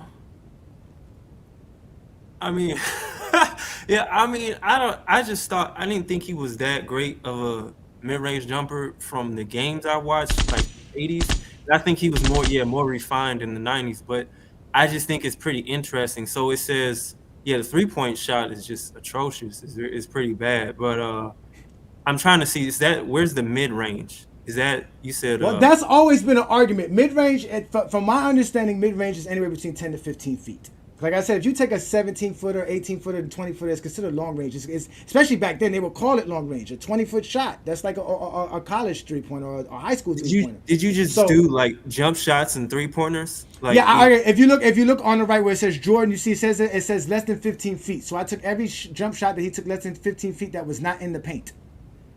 So he was 8 of 20 from there. And from all these games, he was 8 for 20. And then above 15 feet or more, which includes 20 feet and 3-pointers, he was 29 of 61. So he was actually better from there. But the majority of those shots that he took was before 20 feet. He didn't take that many shots outside of 20 feet. Outside of 20 feet, he shot 33%. Which one is like, I'm wondering like how much, like, because they say mid-range is between 10 and 16. So how much of those shots are like between 10 and 12 or it's like in the 16 feet? Like, yeah, 8 of 20, basically right there, 8 of 20. And some of them you might add some of them, you know what I'm saying, that are right there, like around 16 feet. But like I said, the shots that he took from 15 feet or under are basically 8 of 20 or under 15 feet, so 14 feet or under. And anything above 15 feet or more, he was a little bit better at. But this is the actual real numbers. That was me. That's what I did when I charted the games that I watched. This is actually Michael Jordan's real efficiency when we talk about what he shot for the seasons that they tracked it between 97 and 2003. So even here you can see between 10 to 19 feet, Jordan was very efficient. He shot 44.7% from 10 to 19 feet. If he goes outside of 19 feet, he shoots 37.9%, just like 38%, which is really not that bad either. Yeah. But the majority of Michael Jordan shots are taken from 19 feet and in. He doesn't really take that many shots outside of 20 feet. Yeah. So I mean, yeah, at that time he's a really good, from my understanding, mid-range shooter. But yeah, from the numbers you showed, it didn't seem like he was like really all that. I think that he was. And mind you, these were from good games, because again, his overall shooting in these games were 59%, which was better than what he shot for that season. So this could easily be said that this is not his true numbers. But again, this is just to give you an idea where Jordan shoots from. That's what I wanted to see. I wanted to see for myself, because I'm tired of the Zesty Jeffrey lies. And I'm tired of them telling me things about Jordan, because I didn't watch the 80s. And I didn't watch the 88 Bulls. I watched stuff on ESPN Classic, NBA TV Classic, things of that nature. But I'm not watching a Chicago's Bull game from 1987 just to watch it. But now I got time, and I'm a content creator, so this is what I do best. He didn't shoot pretty good on the left side, so it seemed like. Well, that's why they pushed Jordan left, because he wasn't really good going left. They keep telling you Jordan didn't have a left. He was the right-hand bandit. So let me let Brandon up, though. I appreciate you, because we got some other people behind you, man. I appreciate you. Thank you, man. All right, That's Ishmael, man. That's a GOAT James Kingdom member. Y'all know to hit that like button, hit that subscribe button, become a member of the channel, both on FYF or right here with the GOAT James Kingdom platform. Let me bring Brandon up, because Brandon has a lot to say. So, Brandon, what is your issue? What is it that you want to lie about now? Yeah, so I want to, first of all, Ishmael always hides in the chat. He comes up here with these casual takes, then he never stays on the panel when I'm on here. And it's a good thing he's hiding. Wait, Brandon, in the chat. This is wait, Brandon, this is a one-on-one thing. This is not like them other platforms where 17 people get to show up and argue. I want the one-on-one. You want somebody? I'm here. Don't go looking for Ishmael. Don't go looking for Ruddy. I'm the exposer. I'm right here. Why are you running for me? Talk to me. What you got to say to me? I'm telling you Jordan had space, and I'm telling you Jordan took advantage of space, and Jordan wasn't that good of a shooter, and he definitely wasn't a better shooter than LeBron. And he definitely had a good team in 1988, but he choked against a team that played better defense and played better team basketball. But you don't want to talk about that. But let's talk. What you got for me? Okay, so I'll do what I want, but I'll address that. So here's the point. When you talk about the illegal defense rules, and this is a lie, it's a total lie. The illegal defense in the 80s and 90s was never consistently enforced. That's my first point. My second point, and this completely cooks you and Ishmael completely, there were very few centers who could shoot in the 80s and 90s, and there were no centers in the 80s and 90s, for the most part, who could shoot threes.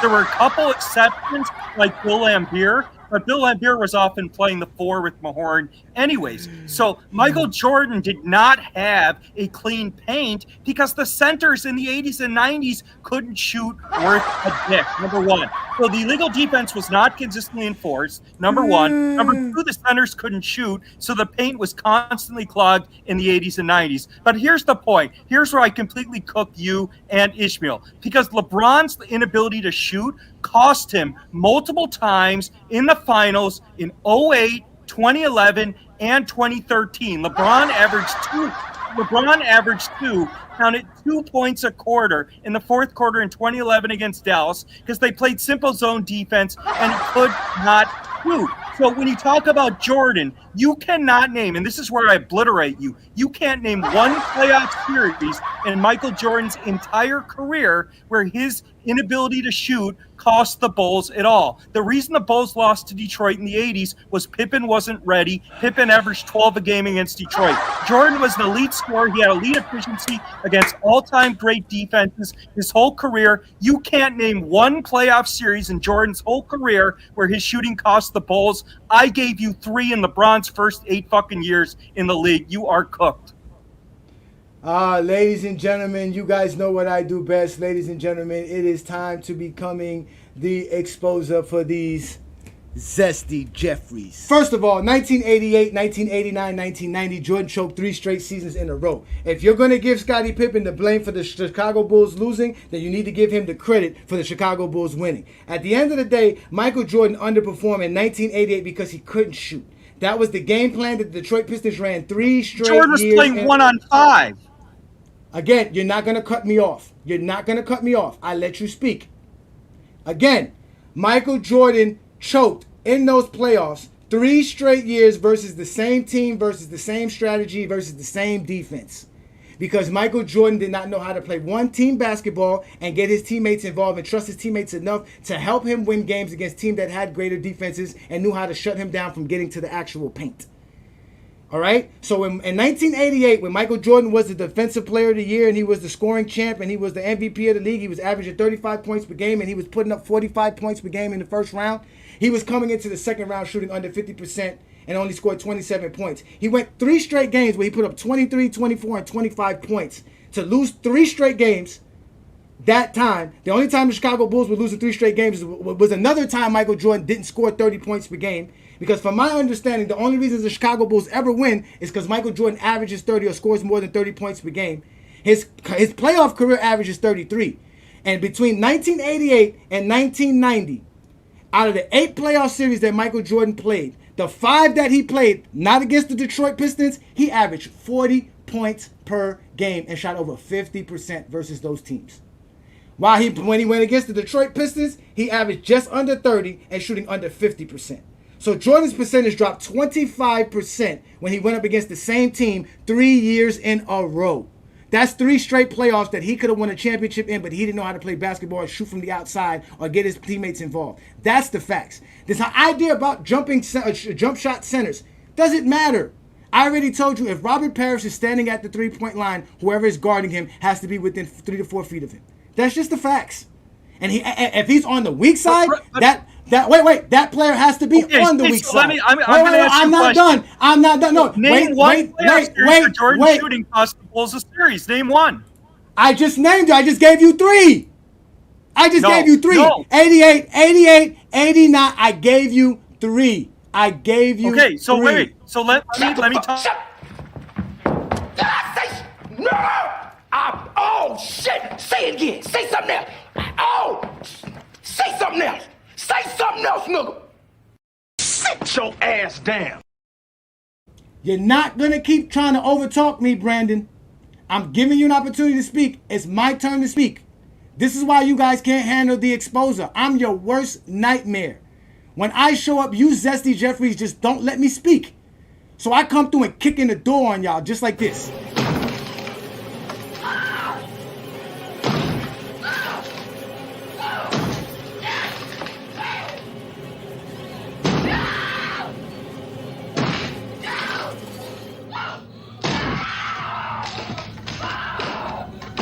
Here's Johnny. I'm not the one to be played with, man. I'm the exposer. Let me bring up Brandon. You're going to have to sit in the background because I want to have a conversation. Like I said, everything you just said is all lies. The LeBron James series, like you said, he was playing against zone defenses. He didn't have shooters on the Miami Heat 2011 team. They didn't have no shooters at all on that team. So don't come here lying. What up, New World? Thank you for joining me. What's good, brother? I'm going to bring you up shortly here, Herman. I got Mac Def in the background. We're going to be quick. We're going to do this real quick. You got cooked, man. Listen, I actually do cooking, man. You feel what I'm saying? I got cuisine dinners of zesty Jeffries all over. I give you all whatever you want. You want neck bone. You want collard greens. You want mashed potatoes. You want mac. You want some yams. I do it all. I do it all. So what up, New World? Salute to you, brother. You setting the plate out here, cooking for these men. I'm telling you. We off the chain out here. That's what we do best. Listen, if you want to talk basketball, we could talk. You see, I let him speak. We all know Brandon don't let people speak. But when I start cooking, now this is what they do best. When you start cooking, they detract you by asking you a question that has nothing to do with what we were talking about. Mm-hmm. So he went on a whole soliloquy. So I have to respond to that. I have to break things down for him. Mm-hmm. He's not letting me do that. And that's their problem. Yeah. But we're here to talk about Michael Jordan shooting. You see my research. What do you think of Michael Jordan's jump shot shooting? Is Michael Jordan a great shooter or not? What are we going to call him? I mean, we know he's not a great 3-point shooter, but obviously he's a good mid-range shooter, right? Good to mid-range. Yeah, we're not going to take the mid-range from him. My only thing is, I don't think he was as good of a mid-range shooter in the 80s as he was in the 90s. Because in the 90s, that's when he really stopped, going to the rim as much. And, he was getting in that patented fadeaway. So, when I'm looking at his shot chart that you graphed for his 88 season, right? Yeah. Yeah, I mean, that's decent by league standards. I mean, I'm pretty sure he'd be like at average or above average just about for league standards for mid-range shooting, I guess you could say. But I wouldn't call that elite by any measure. For me, I honestly think that Jordan shot around Kobe Bryant's percentage, somewhere between 42 to 45%. What is shown for his mid-range is about 45%. We all know his three-pointer is not that great. So, I mean, 45% is good, but they make it seem like 45% is elite. And that's why I always tell them that's not elite shooting. No, that's exactly what I mean. Like, if he was, like, I would consider it elite if he was shooting 50% from that range, which is why, I don't understand why people said this is like, I don't know, the best thing since sliced bread, I guess you could say. Hold on, wait. Hey, Brandon, I didn't put you in the backstage. I put you in the dugout with Jordan so you can continue to lie with Michael Jordan. When Michael Jordan was taking a break, and like you said, he was still trying to stay in shape for when he came back. That's where I put you in. I put you in the Jordan dugout. That's where all you zesty Jeffries go when you want to show up on GOAT James Kingdom and lie. You get put in the dugout, not in the backstage. You get put in the dugout because you can't shut the fuck up. You don't know when to shut the fuck up, so you get put in the dugout. That's what happens. And then I give you a plate of yams so you can shut the fuck up and let me finish my speech. Because I got knowledge to drop. I don't have lies to speak. I'm a real basketball fan. I actually watch the games. You don't. You didn't watch none of Lamont's games. So, but New World, you got any last words up? Because I do got Mac Def back here. I know Mac Def's going to drop some bombs. Before, I gotta let him Herm. Shout out to Herm. Y'all make sure to holler at Herm, man. No, just a couple. It's, I just hate how, these Jordan fans will come up here and they'll just lie blatantly about shit like this. You got this clown in the chat talking about how there was zone defense in the 80s and the 90s, and he's over here trying to quote Wilt Chamberlain about zone defense. That same Wilt Chamberlain said that he would average 50 to 60 points in the 80s and the 90s because of the illegal defense and the fact that you can only guard him with one player. So it's like you're cherry picking quotes and you're over here trying to make shit up that didn't actually happen. They didn't put zone defense in until 2001, and Jordan himself told you that he wouldn't have been as successful, definitely not getting 6 rings if they had zone defense in this era. So, the fact that Brandon was trying to use a fallacious argument by saying that, LeBron has these 3-point shooters and he loses, while completely discounting the fact that you have all this spacing just from illegal defense. Like that's probably, I don't know, like I'd say that's even better than just having 3-point shooters, because at least, in the zone, you can at least try to guard. You're not going to get called for a foul for trying to double team some player or being in the middle of a passing lane like they were in some of the clips that you were showing us. But yeah, man, great show. Appreciate the research, and I'm going to be watching. All right, I appreciate you. Thank you so much, man. Thank you so much. Y'all know what's good, man. Like I said, y'all, this is the GOAT James Kingdom platform. I am Ajani the Exposer. I go live every Friday night. We're going live right off FYF Sports Debate as well. Shout out to Lamont, Ace 30, Rebrandon, Herm, all those guys over there that be doing big things with FYF, but we do big things, and that's why we collaborating with them. Wally, I could explain to you why LeBron James lost the finals, because he played a better team. The same way you're going to explain to me why Jordan lost in 1988, supposedly to a better team. All these players lose. I don't know why y'all keep talking about who loses, who wins, when y'all don't give the guy who won the most praise, nor the guy who lost the least the most praise. So it's all nonsense to bring that up. So let me bring up my boy Mac Def, because Mac Def is always one of the best here in GOAT James Kingdom, as he always brings the truth, and he does his research. I know Mac Def does his research. What do you think of my research, Mac Def, of Michael Jordan's shots? Hey man, I see the Jordan emblem in the sky, man, is waving. I put the 11s on and everything. I gotta go out here and fight crime. What's going on, man? What you do, man? Wait a minute. Don't tell me you trying to be an MJ police. Is that what you trying to tell me? Man, what's going on, man? Don't tell me you want to be the MJ police, man. What's going on? The emblem in the sky, man. What's going on? No, let me. You make me sick. Cuff him. You start running a respectable business, and I won't have to come in here and hassle you every night. Mac Def, you put me in handcuffs, Mac Def? What you doing, Mac Def? You the MJ police, Mac Def? You can't handle we talking about zesty, the zesty Jeffries and Michael Jordan? Oh man, what's going on, man? I got the call. You got the call? They sent you. They said, "Hey, Jack." Yeah, man. What you do now, man? What you do now, man? All I did was like I told everybody, right? First of all, like I told everybody, shout out to Lamont, man. Lamont gave me something to do for the summer. He gave me this right here, Mac. He gave me all these Michael Jordan games from 1988 to watch. And I went and found 2 other ones.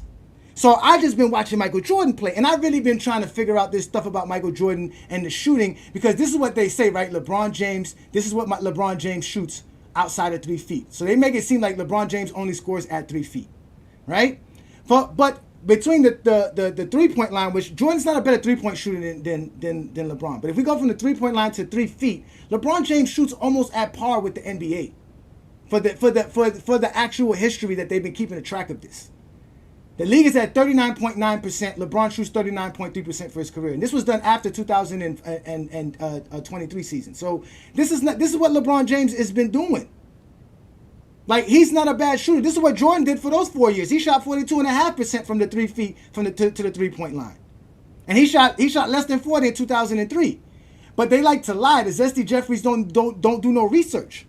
So I went and did my research. I went and go watch the games, and this is what I tracked. This is Jordan's jump shots in 7 basketball games from 1988. Okay. So he took 46% of his shots was from mid-range? No, 46% of all the shots he took were jump shots. So I didn't count no shots that he took inside the paint, and I didn't count no layups or dunks. So basically, over 50% of his shots were in the paint or actually taking a layup or a dunk. So in the 7 games. 46% of his jumpers? No. Now to the left, on the bottom left is what you're going to see the actual jumpers. So in reality, Jordan took 81 jump shots and he hit 37. So that's what you see. It was 45.7%. 45. Yeah, 45.7, which is actually good. Really good. Yeah, I was about to say, what's the issue with his jumper?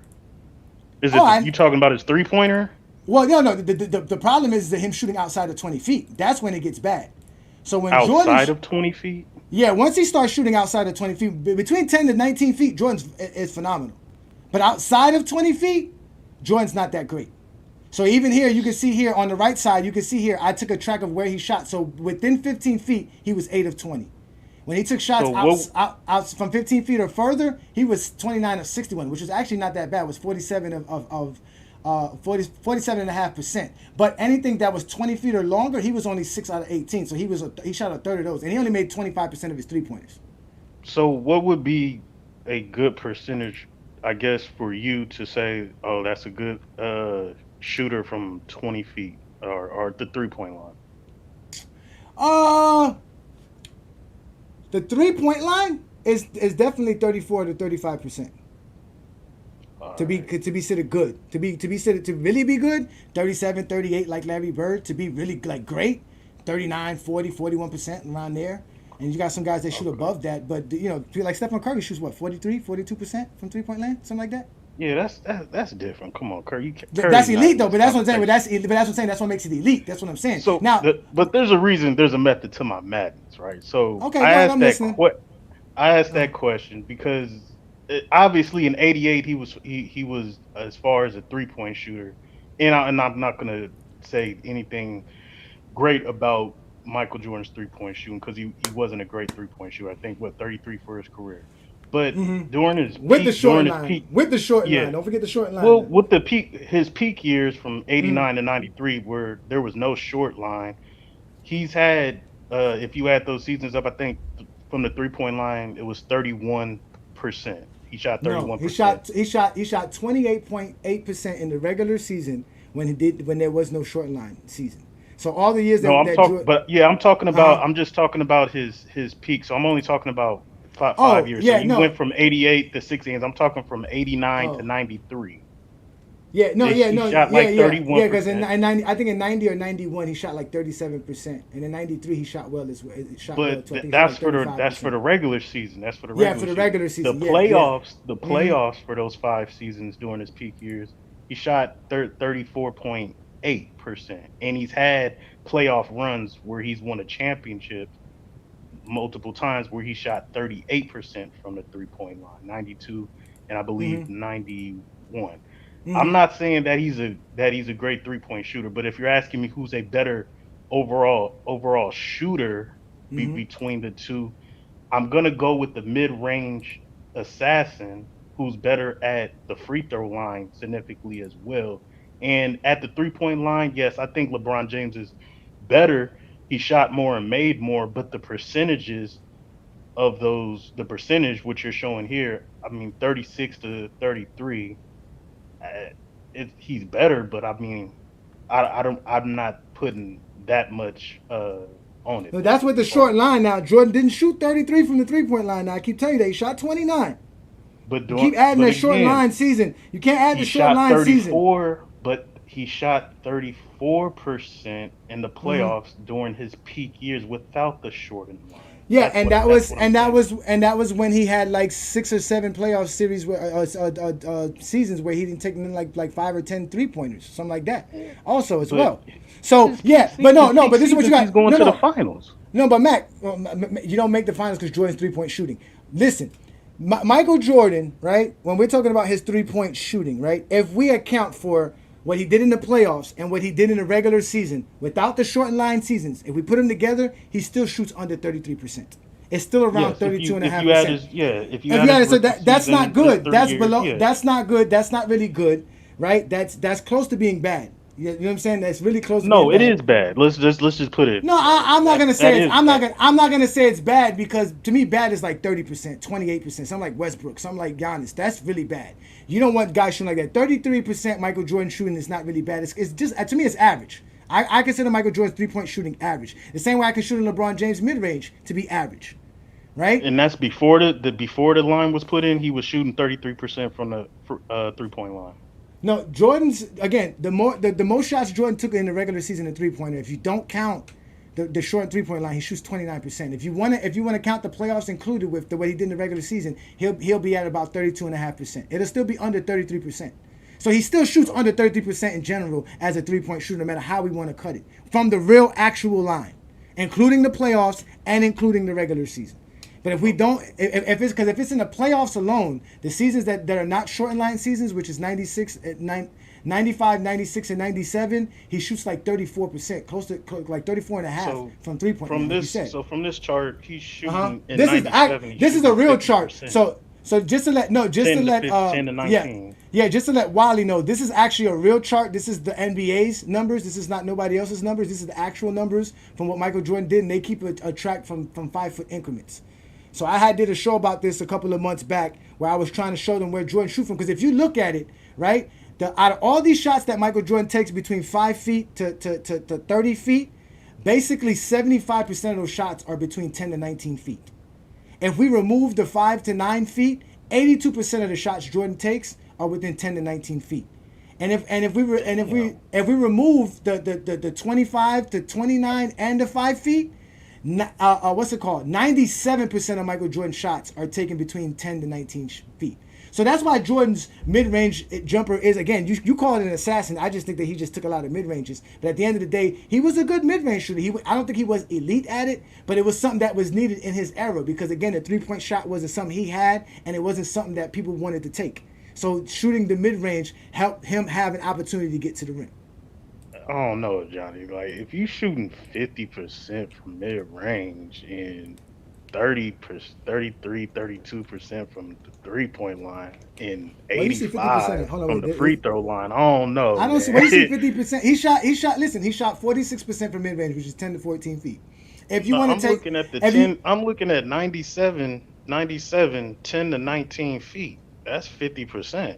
51.49 that's 50%. Yeah, I think that's about 50%. Yeah, but that's just one season. You're not going to count the season where he shot 41. But I'm saying that's when he was getting older. His peak season from 89 to 90 to 93, like, that's 50% mid-range, bro. But that's why I did my research and I wanted to go watch the games, because I wanted to see where Jordan shoot from outside of these other seasons. So that's what I did. Why I did what I did. So from mid-range, who's better, Jordan or LeBron? Jordan. From the free throw line, who's better, Jordan or LeBron? Free throw line is not jump shooting. I don't count that as shooting. Okay. So, and I would give LeBron the 3-point line. So that's I want to hear what Herm got to say. This Herm just bounced. I'm putting the link back up for Herm because it took too long. Again, this is a one-on-one thing. I'm not interested in having a bunch of dudes come up here and talk. This is a Friday night exposure with the exposer. You speak to me one-on-one. This is how I do it. If you don't like it, stay in the comments and complain. But I put the link up for anybody who wants to join me. Again, this is the GOAT James Kingdom platform. I'm Ajani the Exposer. I go live every Friday night, and now we're collaborating with FYF Sports Debate, as we will be doing this every Friday night. And I'll be getting Zesty Jeffries upset because they don't know how to talk the game of basketball. So now I'm gone. Oh, you go before you leave. So if Jordan's the better mid-range shooter and LeBron's the better three-point shooter, excluding free throws, how do we determine who's the better shooter? Because Jordan's mid-range, LeBron's three-point shooting is what, 36? Let's just say 37 because it's like 0.8, 0.9. So if you got LeBron at 37 and Jordan at 33, I believe that's what, like a 4. Yeah, but you're not counting volume. You're not accounting for volume. LeBron James has hit more three-pointers than Jordan made in his entire career in general. Correct. And I think we will all, and everybody would say that from the three-point line, LeBron is better. But mid-range, when you go their best, I mean, just look at their best seasons. Jordan is over 50% mid-range. His best seasons for his peak. Yeah, but that's not his. But you can't say that. Season. Hold on, we're trying to come to a consensus. So look, Jordan for his peak years, his 5 years, mid-range, he's 50%. If you want to say 49 point whatever, okay, it's 50%. LeBron James, I think his best efficient season was what, 2013. I think he had what, over 60 true shooting, 56, 55 field goal percentage. I think from the mid-range it was like 43, 44. I think the percentages from the mid-range, Jordan's mid-range, I would take, I'm going to take that 50. And what do you think, and I'm going to ask you this, what do you think is a tougher shot, a three-pointer or a contested mid-range shot? A three-pointer. You think a three-pointer is more tougher to take than a contested mid-range? Taking a contested shot is actually bad. I don't want my player taking a contested mid-range shot because it's actually the three-pointer is more efficient, which is what I was going to explain to you. LeBron James' best three-point shooting season is 41% plus, and that's better than shooting 50% from mid-range. That's the point. So Jordan's mid-range does not make him a better shooter because he's hit from mid-range. He doesn't. LeBron's that's why I asked, what do you think is the tougher shot? But if you think the three-pointer is a tougher shot than a contested mid-range, we kind of disagree on that. But I think you got why is it contested? Why is Jordan taking contested mid-range? You're adding contested to it. That's a horrible shot. You shouldn't be taking it. It's a horrible shot. Yeah, but if 50% on contested mid-range, on average, it's less than 40%, and for Jordan, it's like 42%, 44%. That's what he shoots for mid-range, anywhere between 42 to 45%. That's what he shoots. That's what the numbers say. That's not what I say. That's what the numbers say. That's what's up. Yeah. Hey man, keep doing your thing, bro. Like you got a good case, man. I'm gonna see Herm come up. You good? Herm hit the thing. I don't know. I think Herm is busy. Herm's probably went to go talk to Ticket TV. Again, shooting is shooting even from the free throw line. No, I said jump shooting. We're talking about jump shooting. We're not talking about shooting free throws, standing there just shooting a free throw where there's no contested, nothing like this guy was saying, where you're just shooting the basketball with free. We're not talking about that. We're talking about actual shooting, jump shooting. That's what we're talking about. Off the dribble shooting, showing you that Michael Jordan can't shoot. Again, I got footages for days of Michael Jordan that he couldn't shoot. Matter of fact, let's go to another footage of Michael Jordan can't shoot. Bulls inbounded Jordan, right baseline shot, Mayor ball, Sellers. Season. Right now, Thomas has 6 points. Oakley, Charles holds her high. Swing it back to Michael Jordan, angle right. Go to the base. Jump it from 15 over Hansen. It's in and out and the rebound. Side Parrish has him in the switch. Shot clock at 6. Long outside jumper. Michael Jordan rims high. And with the ball is Jordan in front of the Laker bench. Jordan looking under the basket, dribble in deep, hang, 10-foot jumper on the way. Kale. Low right Jordan against Dennis Johnson. Michael face fadeaway jumper. Rimming, no. Illegal defense. Here's Jordan from outside. Nope. The rebound. Baseline saved by Jordan. The pass comes inbounds. He gets it back. Jordan 17-footer no. Action for Jordan. There he is. Free throw line jumper. Short. Ball. Court. His real name is Michael, in case you run into him in the hotel lobby after the game. Now Jordan out in front. Jordan's going to bump his 5th shot of the game. An 18-footer no. He's 1 for 5. Yeah, man. That's Jordan bricking. That's a lot of bricks for Jordan. Supreme lot of bricks. let me bring up Assad because I want to hear what Assad got to say. So Assad, what's good, bro? What's good, brother? Shout out to Young Africa. Thank you for joining me again. This is the Friday Night Exposure with the Exposer. We do big things around here. So we were talking Michael Jordan shooting, and obviously you can handle me talking about Anthony Davis. I'll let you know right now, bro. I don't think Anthony Davis is that great of a defender. He deserves to be on the all-defensive team. He's good and all that, but I don't consider him to be the best big man defender in the league. I think there's a few guys better than him. Like who? Bam, Wemby, and Rudy Gobert. Rudy Gobert is a better defender than Anthony Davis? By far. Well, I've been in that Jazz series versus the Clippers in Game 7. What happened with Jamal Murray in the first round? This past year or last year? This past year. I saw Jamal Murray hit 2 jump shots and Anthony Davis' face. He did what Jamal Murray does to everybody in the fourth quarter. Take over and hit a big shot. That's what Jamal Murray was brought there to do, not Jokic. Okay, so you answered your question. You answered your own question then. You answered your own question about Rudy Gobert. Hey, you're not going to just... I mean, I can give you an example of 2020 when AD was locking up Jimmy Butler in the NBA Finals in the bubble. When? When Jimmy Butler was going ham? Get out of here. No. When we won a series because AD was wait a minute. the best player. So are you telling me AD is an elite perimeter defender? Is that what you're trying to explain here on GOAT James Kingdom on a Friday night? No. So how can he be shut down? He's elite for his side. He's elite for his position. Rudy Gobert can't be on the island with fucking Jimmy Butler on a one-on-one. Come on now, you know better. Hey, we saw that in Game 7. Can. No, you can't. I've seen Rudy Gobert do that. We've seen Rudy Gobert do that. Game him. You saw Luka Doncic in this past Western Conference Finals when the game on the line took him on the island. Why you keep naming all these great players? I'm just saying. Well, I mean, you keep naming all these great players like as if Jamal Murray. Huh? No, Jamal Murray's not that great. Jamal Murray's not a great. Jamal Murray's not a great player. He's not a great player in this era. No. Where's Jamal Murray ever been a great player? Because that's what happened to Anthony Davis. I'm bringing you some. Just because he's an all-star. You brought up Jimmy, but no, he doesn't. Wait, no. He doesn't make. All right, does he make an All NBA team? If he's healthy, yes. No, when has Jamal Murray made an All NBA team? When has Jamal Murray made an All NBA team? Never. Okay, when has he made an All-Star? Never. But you're not going to deflect because he got hurt. He get hurt before every playoff. Oh, I understand. Again, he got okay, so Anthony Davis get cooked by players who get hurt. You're not going to use that logic on me, bro. No, that's your logic. That's your logic because you're bringing up what defenders do against elite offensive players like Luka Doncic, players like Jimmy Butler, players like. Luka Doncic will be 100%. He still cook everybody.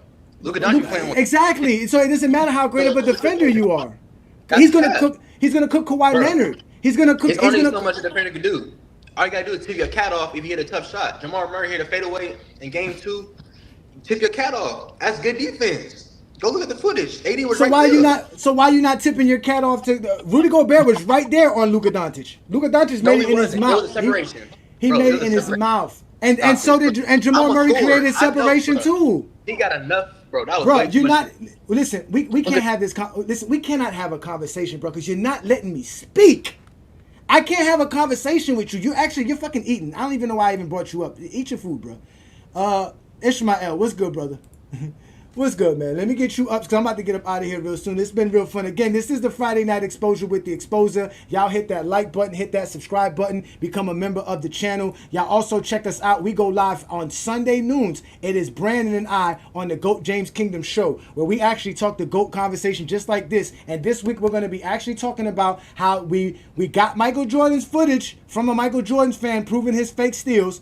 And we also got people hating on LeBron James because he's still the greatest player to play in today's NBA. The greatest NBA is today's NBA, and LeBron James still dominates today's NBA, and he was voted by the USA team and coaches as the best player on the USA team. Now, mind you, not all the players are playing on it, but LeBron James got a lot of good guys there. So he's the GOAT. That's what he does best. And that's what we do best here in GOAT James Kingdom. We don't run from it. We are listen, I'm Ajani the Exposer. I don't care how you feel. I don't care about your feelings.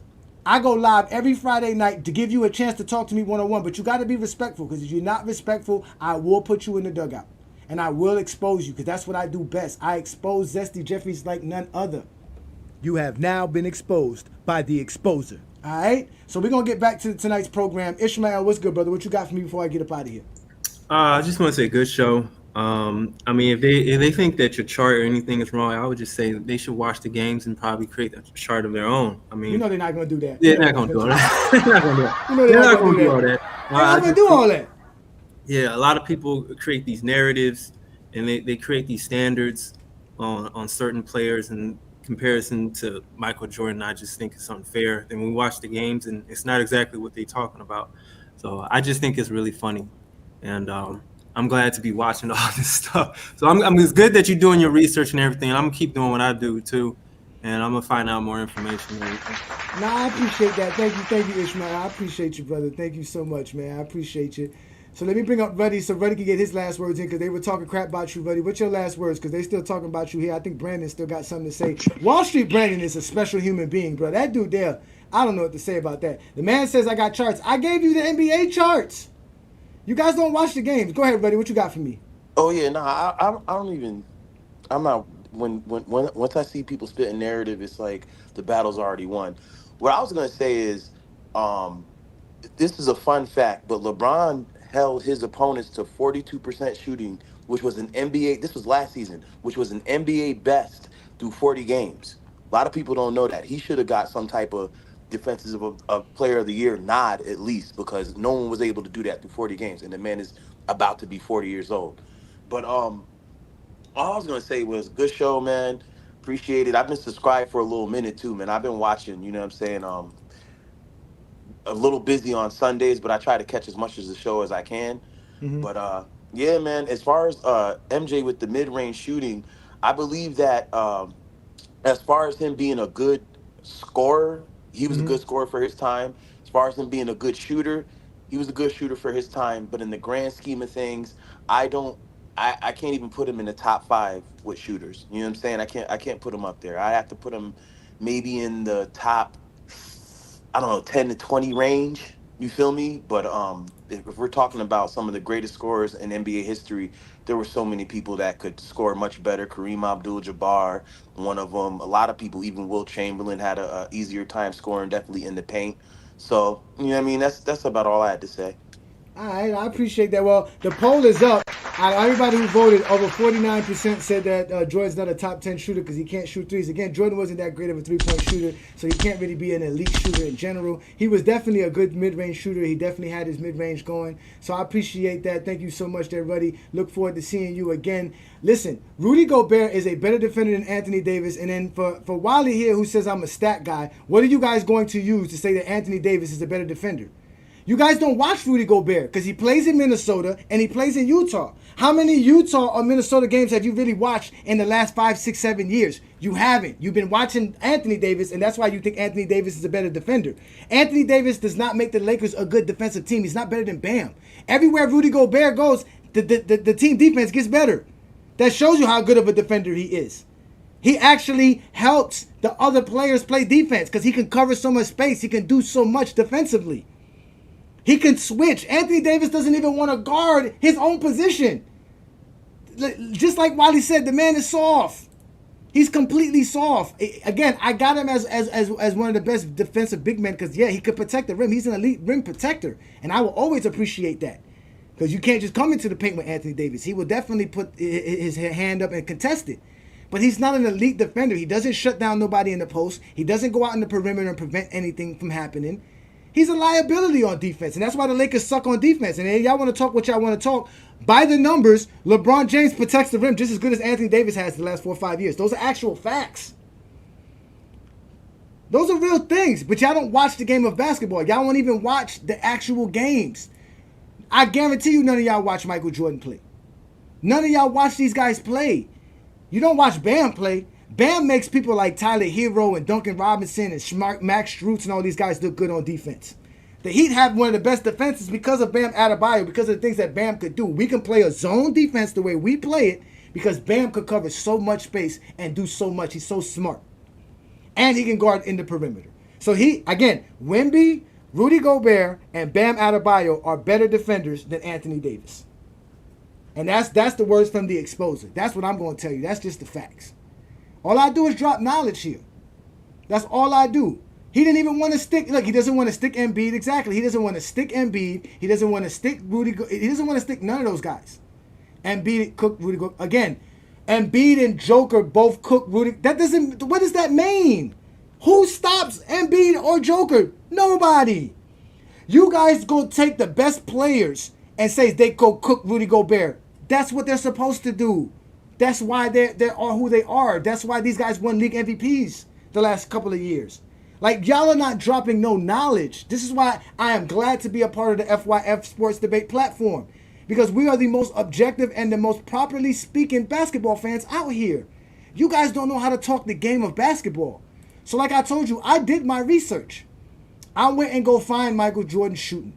And in reality, Michael Jordan did shoot up a bunch of bricks. But again, he was a great scorer. So Michael Jordan knew how to get to the rim. He knew how to get his shot off. And he did very well. And out of all the games that I charted, which was 7 basketball games, which are available to you right now on YouTube for you to watch, you can see where Michael Jordan takes the shot. As you can see, Michael Jordan going left is not as good as him going right. And you can see why they pushed him left a lot. At the end of the day, Michael Jordan had a good team. He really did. And he just didn't do well enough to get past the Pistons that year because he choked, like I always tell people. And there's actual FYF Sports Debate game. It's a game 3 where Jordan was considered to have choked in that game because he scored 36 in game 2. Then he went into game 3 and put up 23 or 24 points, and the Chicago Bulls got blown out when they were supposed to beat the Detroit Pistons that game. Everybody thought the Bulls were going to win that game. Then they thought Jordan was going to come back at least in game 4 and show up and do something. He went back and gave him another dud, and they got beat again. Then it was like, well, at least on elimination games, Jordan's going to show up. He came out, gave him another dud, and got outscored by Adrian Dantley. And lost 3 straight games and legitimately lost. And versus a team with no all-NBA players and no all-defensive players on the roster. At all. So let me I think Assad is saying something in the background. What you saying there, Assad? I said Adrian Dantley is one of the greatest scorers ever. I know that. That's not saying I know much. that. I know that's he's saying the best, he's the best pure scorer. That's saying Jordan got outscored. Yes or no? That's what Jordan say no. Was Adrian Dantley was Adrian Dantley the best pure scorer on the Pistons during those championship teams? Oh, he didn't actually before he got traded to Mark. He wasn't the best pure scorer. I wouldn't say he was the best pure scorer. I think Isaiah Thomas was a little bit better than him. No, he wasn't.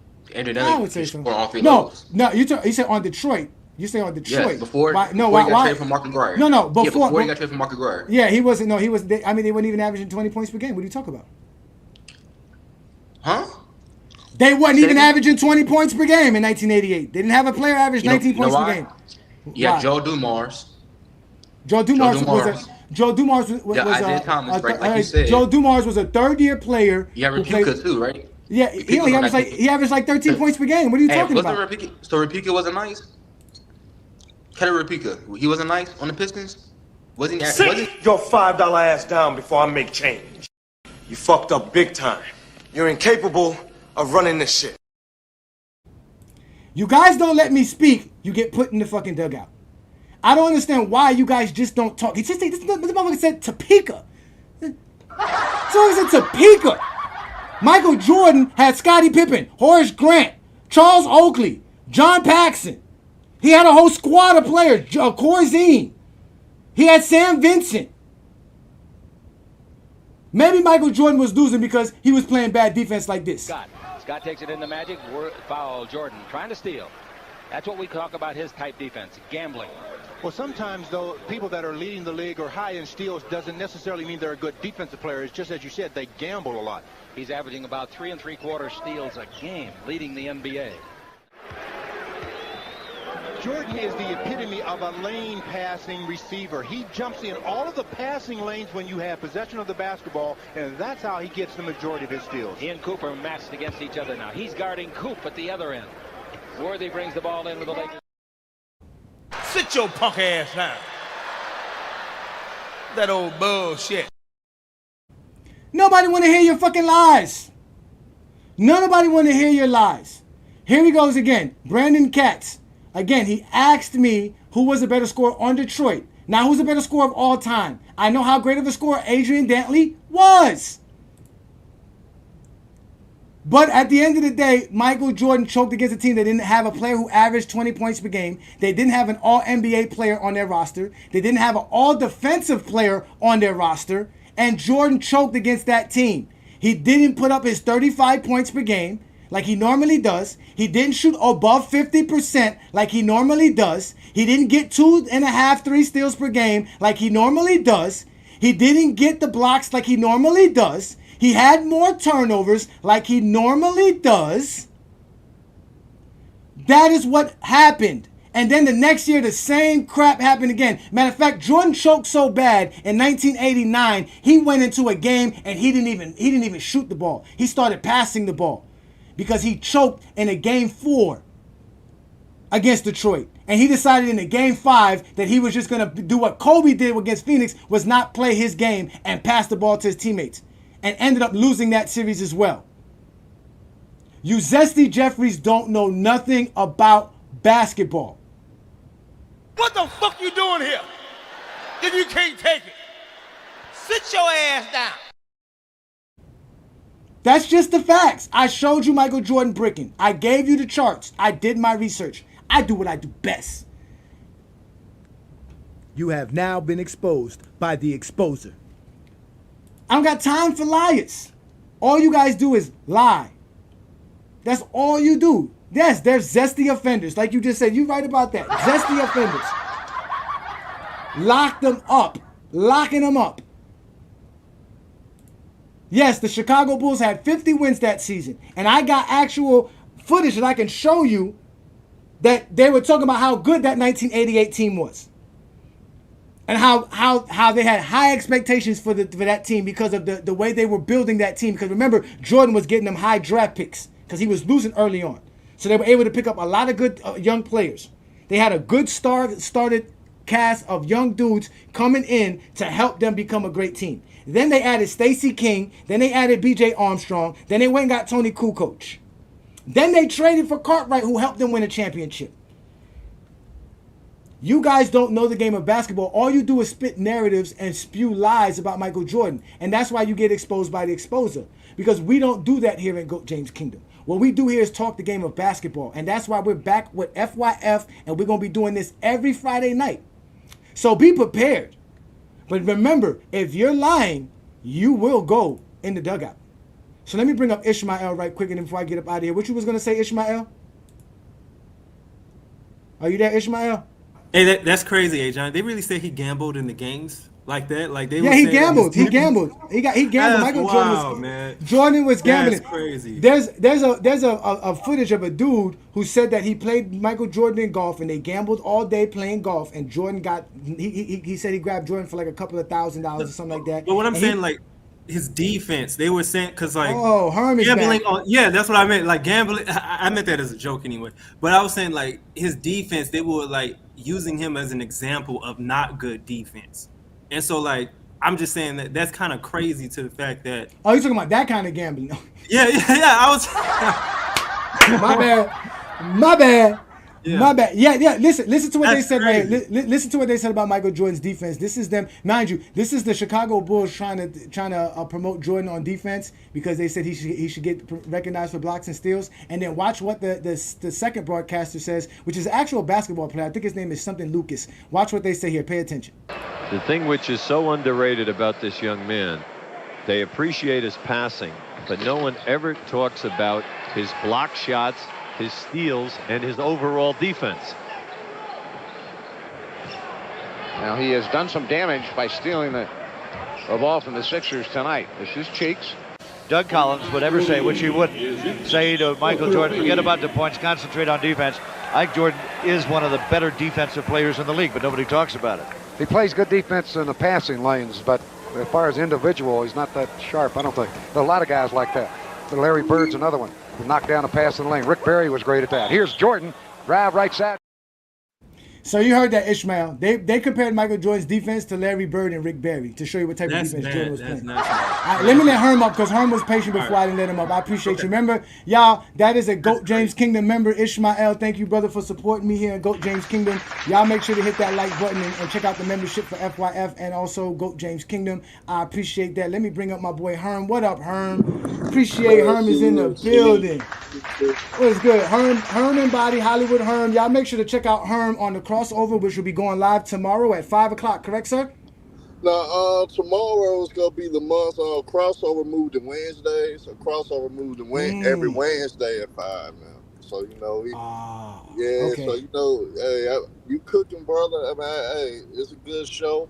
I love to hear the dialogue between fanboys and when how they handle the pressure that you've been giving them. So you've been having a good show. So good job. Yeah.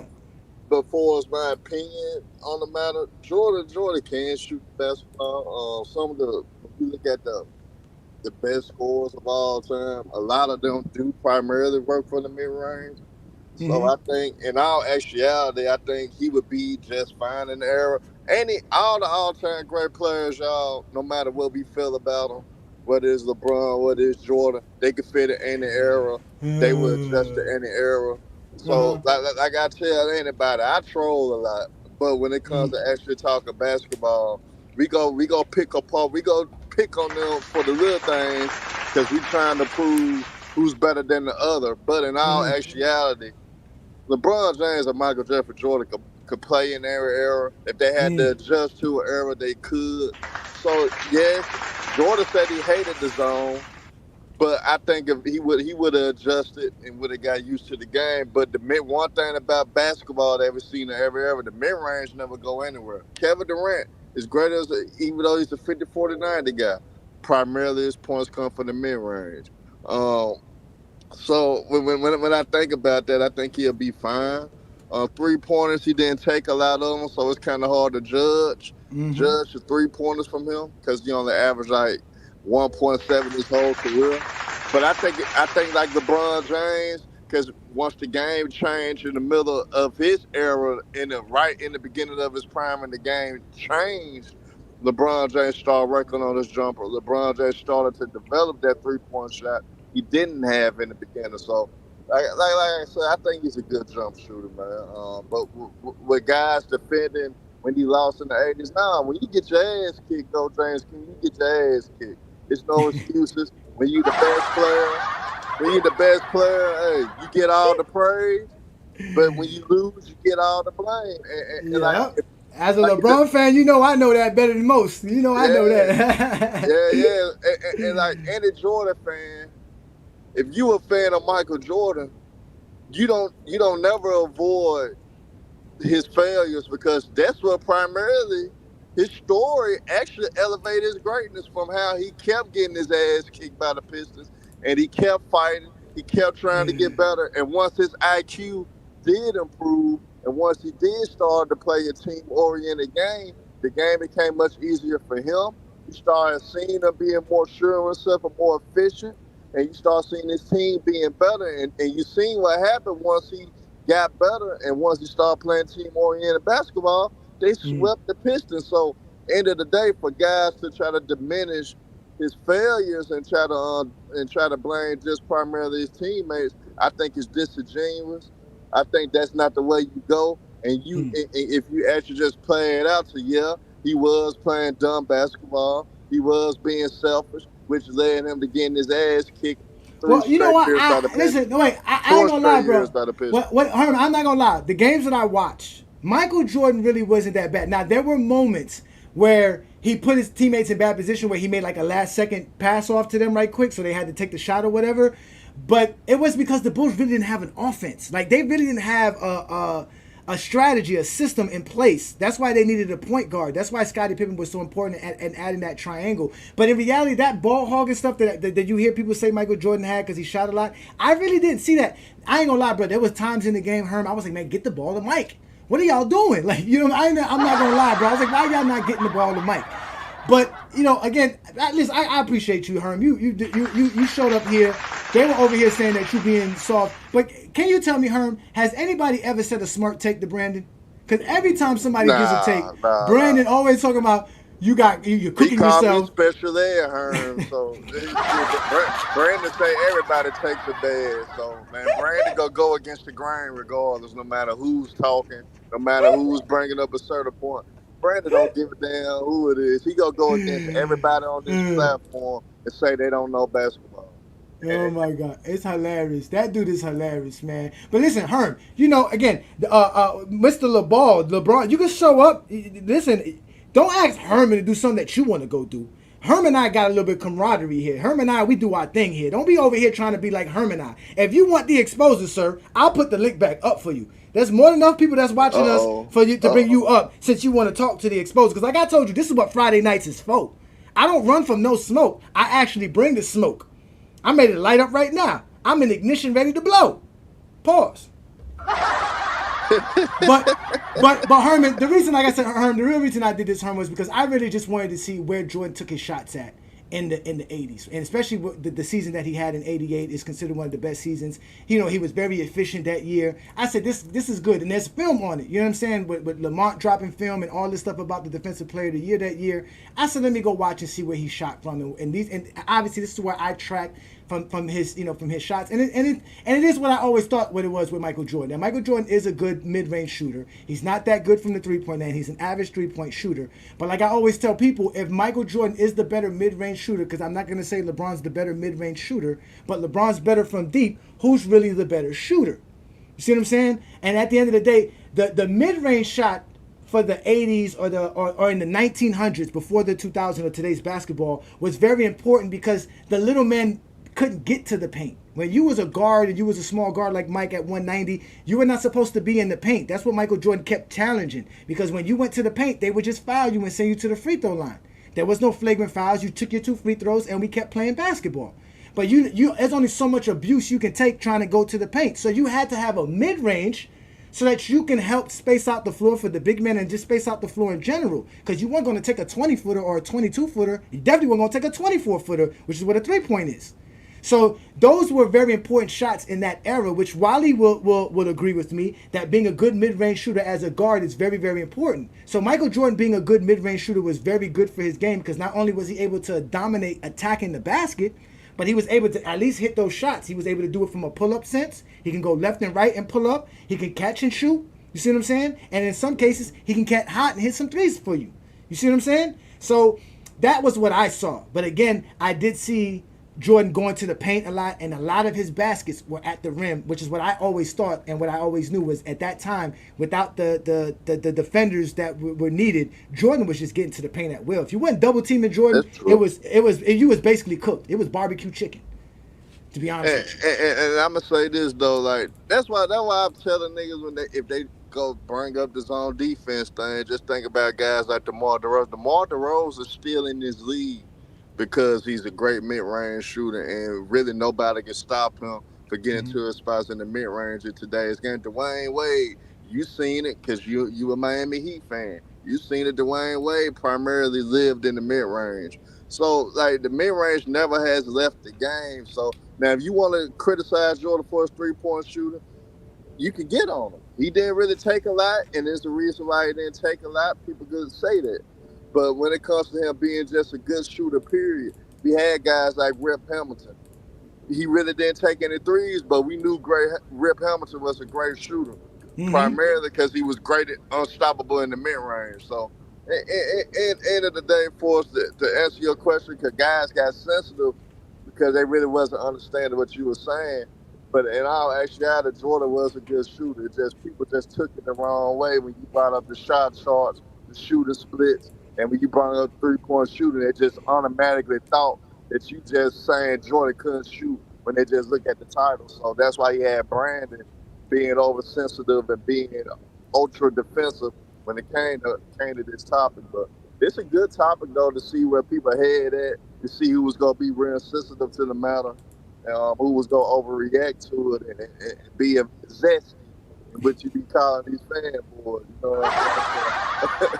so end of the day, y'all, Go James Kingdom was not saying Jordan couldn't shoot the ball, bro. He just brought up the conversation because he saw certain shooting splits and he saw certain games in the '88 that he wanted to talk about. So y'all gotta chill out, man. Y'all don't have to go crazy over this shit. Or you could do it better than what I'm doing and go watch the film and come show us and say, well, this is what I got. But they don't want to do that. You see what I'm saying? Yeah, do a film study with Go James Kingdom. He'll be open to doing film studies. He With open anybody. to doing film studies. Yeah, these are the games that I watch right here. So I had got, this is the first game, right? I found this game. This was the first game that Chicago played that year, right? This is against Philadelphia, right? And you can see how Jordan shot. Jordan shot well. You see what I'm saying? Jordan's not a bad player, you know what I'm saying? But you could tell he was taking a lot of shots in the paint. He was making a lot of shots in the paint. So that JS means jump shots. So those are the jump shots he would take in or whatever. And then this was a game against Utah, which you can also see on FYF. This game right here is available on FYF Sports Debate, so go look at it. Y'all be sitting here arguing all the time, but y'all don't want to watch the games. Then there's this game. There's another game that's on FYF where he played against the Lakers. This one he didn't shoot too well, but he still played well. Jordan was doing his thing, man, and he was even getting his teammates involved. He wasn't really that bad. It's just that the Bulls didn't have a really good offense. I can see why they got rid of Doug Collins. Then this is the game this is the infamous game where they try to give Michael Jordan 5 steals when he didn't have 5 steals. But either way, this is a game where Jordan went off for 50 points. He was balling this game. He was doing everything. He was blocking shots. He was all over the place. And then here against this game, he struggled this game. He couldn't find his shot. He couldn't really get open. They really kind of clamped on him, and Boston was just playing good defense all across the board. Jordan couldn't find his shot, couldn't get in rhythm. Then there's another game here. All these games on FYF. You guys can watch all these games. This one against New Jersey late in the season, and this is the one against the Knicks where they write about the Knicks, man. When you go to Madison Square Garden, Michael Jordan shows up because from the beginning you could tell Michael Jordan wanted to give them a show, and he was out there dunking on them, talking crap to Patrick Ewing. They were having all these are good games to watch. I suggest watching it at 1.5 speed or more, because then it'll be a little bit better. If you watch that normal speed, you're gonna be like, this is WNBA. So Herb, you got any last words, brother? Man, good show, my brother. Keep up the good work, brother, man. Keep up the good work, my brother. Thank you, man. I'm looking forward to jumping on to that Ticket TV with you, brother. I see you sent me a link the other day, but I wasn't available. But I'm going to start paying attention a little bit more, man. Hey, y'all make sure to check out Hollywood Herm. He's known as Herman Body. He has his own page. You can catch him on Ticket TV. You can also catch him right here on FYF Sports Debate. Like he said, the crossover is done on Wednesdays. He has other platforms where him and True the King and all those guys show up, and they talk like all week, like we do here. We talk basketball, man. So shout out to you. I appreciate you. Thank you so much, Herm. Appreciate you, brother. Again, y'all, this is the Friday Night Exposure with the Exposer, man. I go live every Friday night to talk about the basketball conversation and just talk about the greatest things that have to do with basketball. I'm not afraid of none of y'all. That's why I do this, so y'all can come up here and talk to me. I don't respond to comments, because that's where you're safe at, where you can just say whatever you want in the comments. Here, you got to be respectful enough to have a discourse where we can go back and forth and have a good conversation. So we had a great show today, as I was able to prove that Michael Jordan is a good mid-range shooter, but he's not the type of shooter that everybody says that he is. Right? At the end of the day, appreciate you. Thank you for joining me. And next time you get to join me next Friday. Again, we're gonna be back here next Friday. I'm gonna keep doing this, y'all, because this is what I like doing. I like talking the game of basketball. And not only that, our YouTube channel is popping. So y'all make sure to check us out. We also go live every Sunday noon Eastern time, where Brandon and I do the GOAT James Kingdom show every Sunday noon. So y'all check us out noon Eastern. Where this week's show, we're going to talk about LeBron James still being one of the best players because the Olympic team voted him as such. And we're going to talk about Michael Jordan's fake stats being proved by Michael Jordan fans, so that nobody can say anything anymore. It's not Clutch Sports. It's not none of those other people. It's the actual Michael Jordan fans that actually did it. That's who went out there and did it. We're going to show it. We're going to do what we do best here in GOAT James Kingdom. So that's what we do it on a Sunday afternoon. But again, we are GOAT James Kingdom. But it's a Friday night, and this is my night. This is where I do what I do best. Y'all go ahead and check out the GOAT James Kingdom membership. Hit that like button, hit that subscribe button, become a member of the channel where we do big things, and we do it all the time. So at the end of the day, ladies and gentlemen, it's actually been a great show. I want to thank you guys for joining me. This is what we do here best. This is GOAT James Kingdom. And in reality, Brandon, Assad, and all you zesty Jeffries, you have now been exposed by the Exposer. If you're a basketball fan and you're tired of basketball shows that talk about fake narratives and using non-basketball terms like Killer Instinct, Playoff Translation, Gravity. Come to GOAT James Kingdom.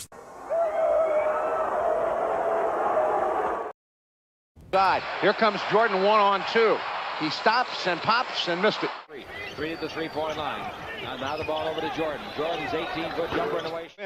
They're going to have to steal some on the road. Yes. A lot more than 11. Oh, no, you got to get 18. You got to get 17, 18.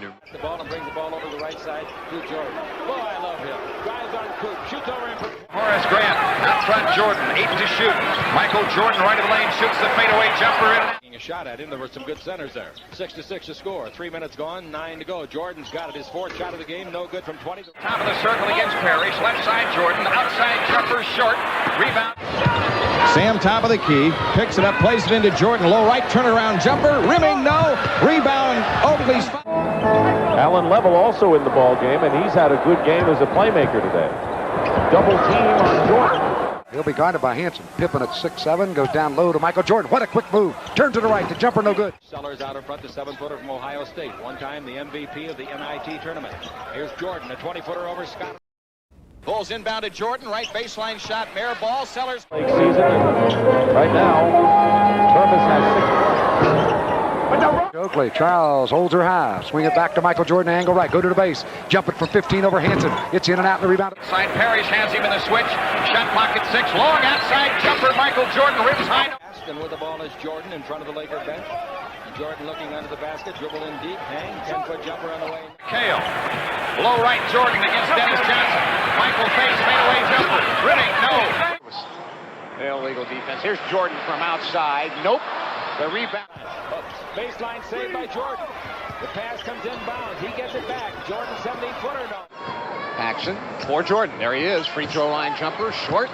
Ball. Court. His real name is Michael, in case you run into him in the hotel lobby after the game. Now Jordan out in front. Jordan's going to pump his 5th shot of the game. An 18-footer no. He's 1 for 5. He gets. Bulls inbounded Jordan. Right baseline shot. Mayor ball. Sellers. Season. Right now, Purvis has 6 points. Oakley, Charles holds her high. Swing it back to Michael Jordan, angle right. Go to the base. Jump it from 15 over Hanson. It's in and out and the rebound. Side Parrish hands him in the switch. Shot clock at 6. Long outside jumper. Michael Jordan ribs high. And with the ball is Jordan in front of the Laker bench. Jordan looking under the basket, dribble in deep, hang, 10-foot jumper on the way. Kale. Low right Jordan against Dennis Johnson. Michael face fadeaway jumper. Rimming, no. Illegal defense. Here's Jordan from outside. Nope. The rebound. Baseline saved by Jordan. The pass comes inbounds. He gets it back. Jordan 17-footer no. Paxson for Jordan. There he is. Free throw line jumper. Short. Ball. Court. His real name is Michael, in case you run into him in the hotel lobby after the game. Now Jordan out in front. Jordan's going to pump his 5th shot of the game. An 18-footer no. He's 1 for 5. He gets